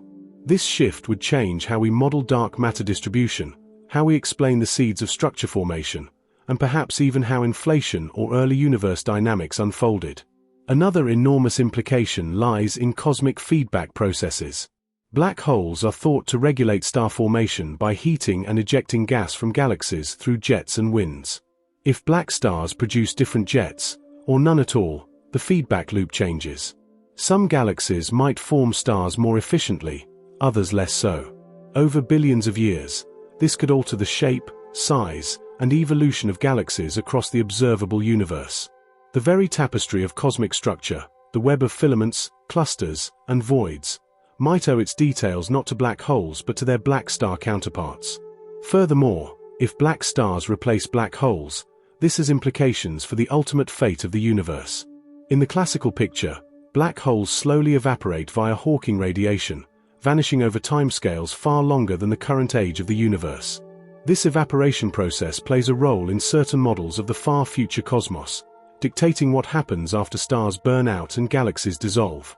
But if black stars do not produce Hawking radiation, or if they decay differently, then the timeline of cosmic heat death, or even whether heat death occurs, could change. The universe might not fade into a thin sea of particles and radiation as currently envisioned, but instead leave behind a population of black stars that persist indefinitely. Finally, there are philosophical and scientific impacts. The existence of black stars would serve as a reminder that the universe is more subtle and complex than even our best theories predict. It would suggest that nature abhors the infinities and paradoxes we've struggled with, offering instead elegant alternatives hidden just beyond the reach of current observation. It would inspire new generations of physicists to rethink gravity, quantum mechanics, and cosmology as interconnected pieces of a puzzle, rather than separate fields. In short, if black stars exist instead of black holes, cosmology would undergo a revolution. Our understanding of galaxy evolution, dark matter, energy distribution, quantum gravity, and the ultimate destiny of the cosmos would all need reworking. Far from being minor corrections, these changes would amount to a new paradigm for how the universe operates at its most extreme scales. Black stars would not just alter astrophysics, they would redefine the very fabric of cosmological thought. The prospect of distinguishing black stars from black holes is one of the most exciting challenges in modern astrophysics, and it rests heavily on the future observational tests that humanity is now beginning to develop. For decades, the black hole concept reigned supreme largely because we lacked the technological precision to challenge it. Telescopes, detectors, and computational tools simply weren't sensitive enough to pick out the subtle differences between an event horizon and a physical surface, between a true black hole shadow and the ghostly glow of a horizonless compact object. But we are entering an era where such tests are becoming possible, and the coming decades may finally tell us whether we are looking at black holes or at black stars, or perhaps even something stranger. The most obvious starting point is the Event Horizon Telescope, EHT, and its successors. In 2019, the EHT collaboration stunned the world with the first image of a black hole shadow at the center of the galaxy M87. That image, and the more recent view of Sagittarius A at the heart of the Milky Way, showed the glowing ring of light produced by gas orbiting at relativistic speeds around what appears to be an event horizon. But here's the crucial detail: the EHT does not actually see the event horizon itself. It only sees light from plasma heated in the accretion disk, gravitationally lensed around the central object. A black star with an extremely high gravitational redshift could look almost identical. Future upgrades to the EHT will add more observatories to its global network, improving both resolution and sensitivity. This may allow us to probe deviations in the shadow's brightness, asymmetry, or variability that could betray a surface instead of an event horizon. For instance, if matter slams into a black star's surface, the resulting flashes of radiation might escape with a delay compared to the smooth disappearance expected for black holes. Detecting such flickers would be a major clue. Beyond the EHT, projects like the Next Generation Very Large Array, INGVLA, and the Square Kilometre Array, SKA, will provide unprecedented radio astronomy capabilities. These instruments could track the fine details of accretion flows and jet emissions around suspected black holes. If black stars generate jets differently, or if their accretion disks behave in ways inconsistent with standard black hole models, these next-generation radio arrays could reveal the discrepancies. Then there is the arena of gravitational wave astronomy. Instruments like LIGO, Virgo, Kagra, and the upcoming LISA, Laser Interferometer Space Antenna, are crucial for this debate. Black hole mergers have very precise ring-down signals as the merged horizon settles into its final state. If the object is a black star instead of a black hole, there may be echoes, secondary, weaker gravitational wave signals that occur after the main ring-down, produced by waves reflecting off a physical surface instead of being lost beyond an event horizon. Several studies have already searched existing LIGO and Virgo data for such echoes, with tantalizing but inconclusive hints. Future upgrades in detector sensitivity, and the entirely new window that LISA will open in space-based gravitational wave detection, could provide the clean evidence we need. Another fascinating avenue is multi-messenger astronomy, the simultaneous observation of cosmic events in gravitational waves, light, neutrinos, and potentially other signals. Consider a neutron star black hole merger. In the black hole case, much of the neutron star's matter disappears behind the horizon, with limited electromagnetic output. But if the central object is a black star, matter would instead crash into a surface, releasing far more observable radiation. The comparison between gravitational wave signatures and electromagnetic afterglows could, therefore, expose the difference. On the high-energy frontier, instruments like Athena, Advanced Telescope for High-Energy Astrophysics, and LINX, proposed next-generation X-ray observatories, may play critical roles. They will study the violent environments near compact objects with much higher sensitivity than Chandra or XMM Newton. If black stars have surfaces, then accretion onto them should produce bursts of X-rays that differ in timing, spectrum, or intensity from the expectations for black holes. Detecting such anomalies would be direct evidence against the event horizon paradigm. Neutrino astronomy, still in its infancy with detectors like IceCube in Antarctica, could also contribute. Collapsing stars, mergers, or accretion processes onto horizonless objects might produce distinct neutrino fluxes. Since neutrinos can escape dense regions that photons cannot, they could provide a new way of peering into the heart of what would otherwise be hidden processes. One of the most intriguing prospects is time domain astronomy, the study of cosmic objects as they flicker and change over time. If black stars exist, their surface interactions might lead to quasi-periodic emissions or delayed bursts of energy that black holes cannot produce. Upcoming survey instruments like the Vera Rubin Observatory will provide vast amounts of data on variable sources across the sky. By analyzing variability patterns, astronomers may spot behaviors inconsistent with black holes but consistent with black stars. Computational advances also tie directly into observational tests. Theoretical astrophysicists are building detailed numerical simulations of accretion flows, jet production, and gravitational wave emission for black stars. These models produce testable predictions, slightly different light curves, gravitational wave patterns, or emission spectra that can be matched against real data. As simulations improve and telescopes get more precise, the overlap between theory and observation could finally resolve the debate. Finally, we cannot ignore the next generation of space telescopes. The James Webb Space Telescope, JWST, is already revolutionizing infrared astronomy, and while its main mission is not black holes or black stars, its ability to probe galactic centers and energetic environments may yield indirect clues. Further ahead, proposed missions like the LUVOIR, Large Ultraviolet Optical Infrared Surveyor, or HABEX could deepen our look into galactic cores, offering more data to distinguish between horizonless and horizon-possessing objects. In short, the observational frontier is rapidly advancing, and black stars are moving from philosophical speculation into the realm of testable science. The coming decades promise sharper images, more sensitive gravitational wave detections, broader multi-messenger data, and unprecedented simulation fidelity. Each new step increases the chances that we will finally determine whether nature truly forms black holes, or whether the universe has chosen black stars instead. For over a century, the cosmic drama of massive stars collapsing at the ends of their lives has been told with black holes as its final act. These enigmatic objects, so extreme that even light cannot escape, have dominated scientific imagination, fiction, and observation alike. Yet lurking in the background has been a quieter, more subtle hypothesis. Perhaps nature does not create true black holes with inescapable horizons, but instead, black stars, ultra-compact objects that mimic black holes almost perfectly while preserving the universe's deepest laws. As we close this exploration, we are left at the edge of one of the greatest mysteries in astrophysics. is the black hole truly real, or is it an illusion hiding the existence of black stars? Black holes represent simplicity taken to an extreme. They are defined by only a few properties: mass, spin, and charge, yet they exert terrifying influence on galaxies and cosmic structures. Their event horizons, however, introduce paradoxes and puzzles. How can the universe allow information to disappear forever when quantum mechanics forbids such destruction? How can physics reconcile infinite density with finite laws? These contradictions leave open a door, however narrow, for alternatives like black stars. Black stars, by contrast, offer a compromise. They retain most of the features of black holes: intense gravity, apparent darkness, the ability to warp spacetime and guide light into rings. But they possess something that black holes fundamentally lack: a physical surface, a place where matter and energy still interact with the universe. They protect quantum information, avoid the singularity, and give physicists a horizonless way out of the contradictions that plague black hole physics.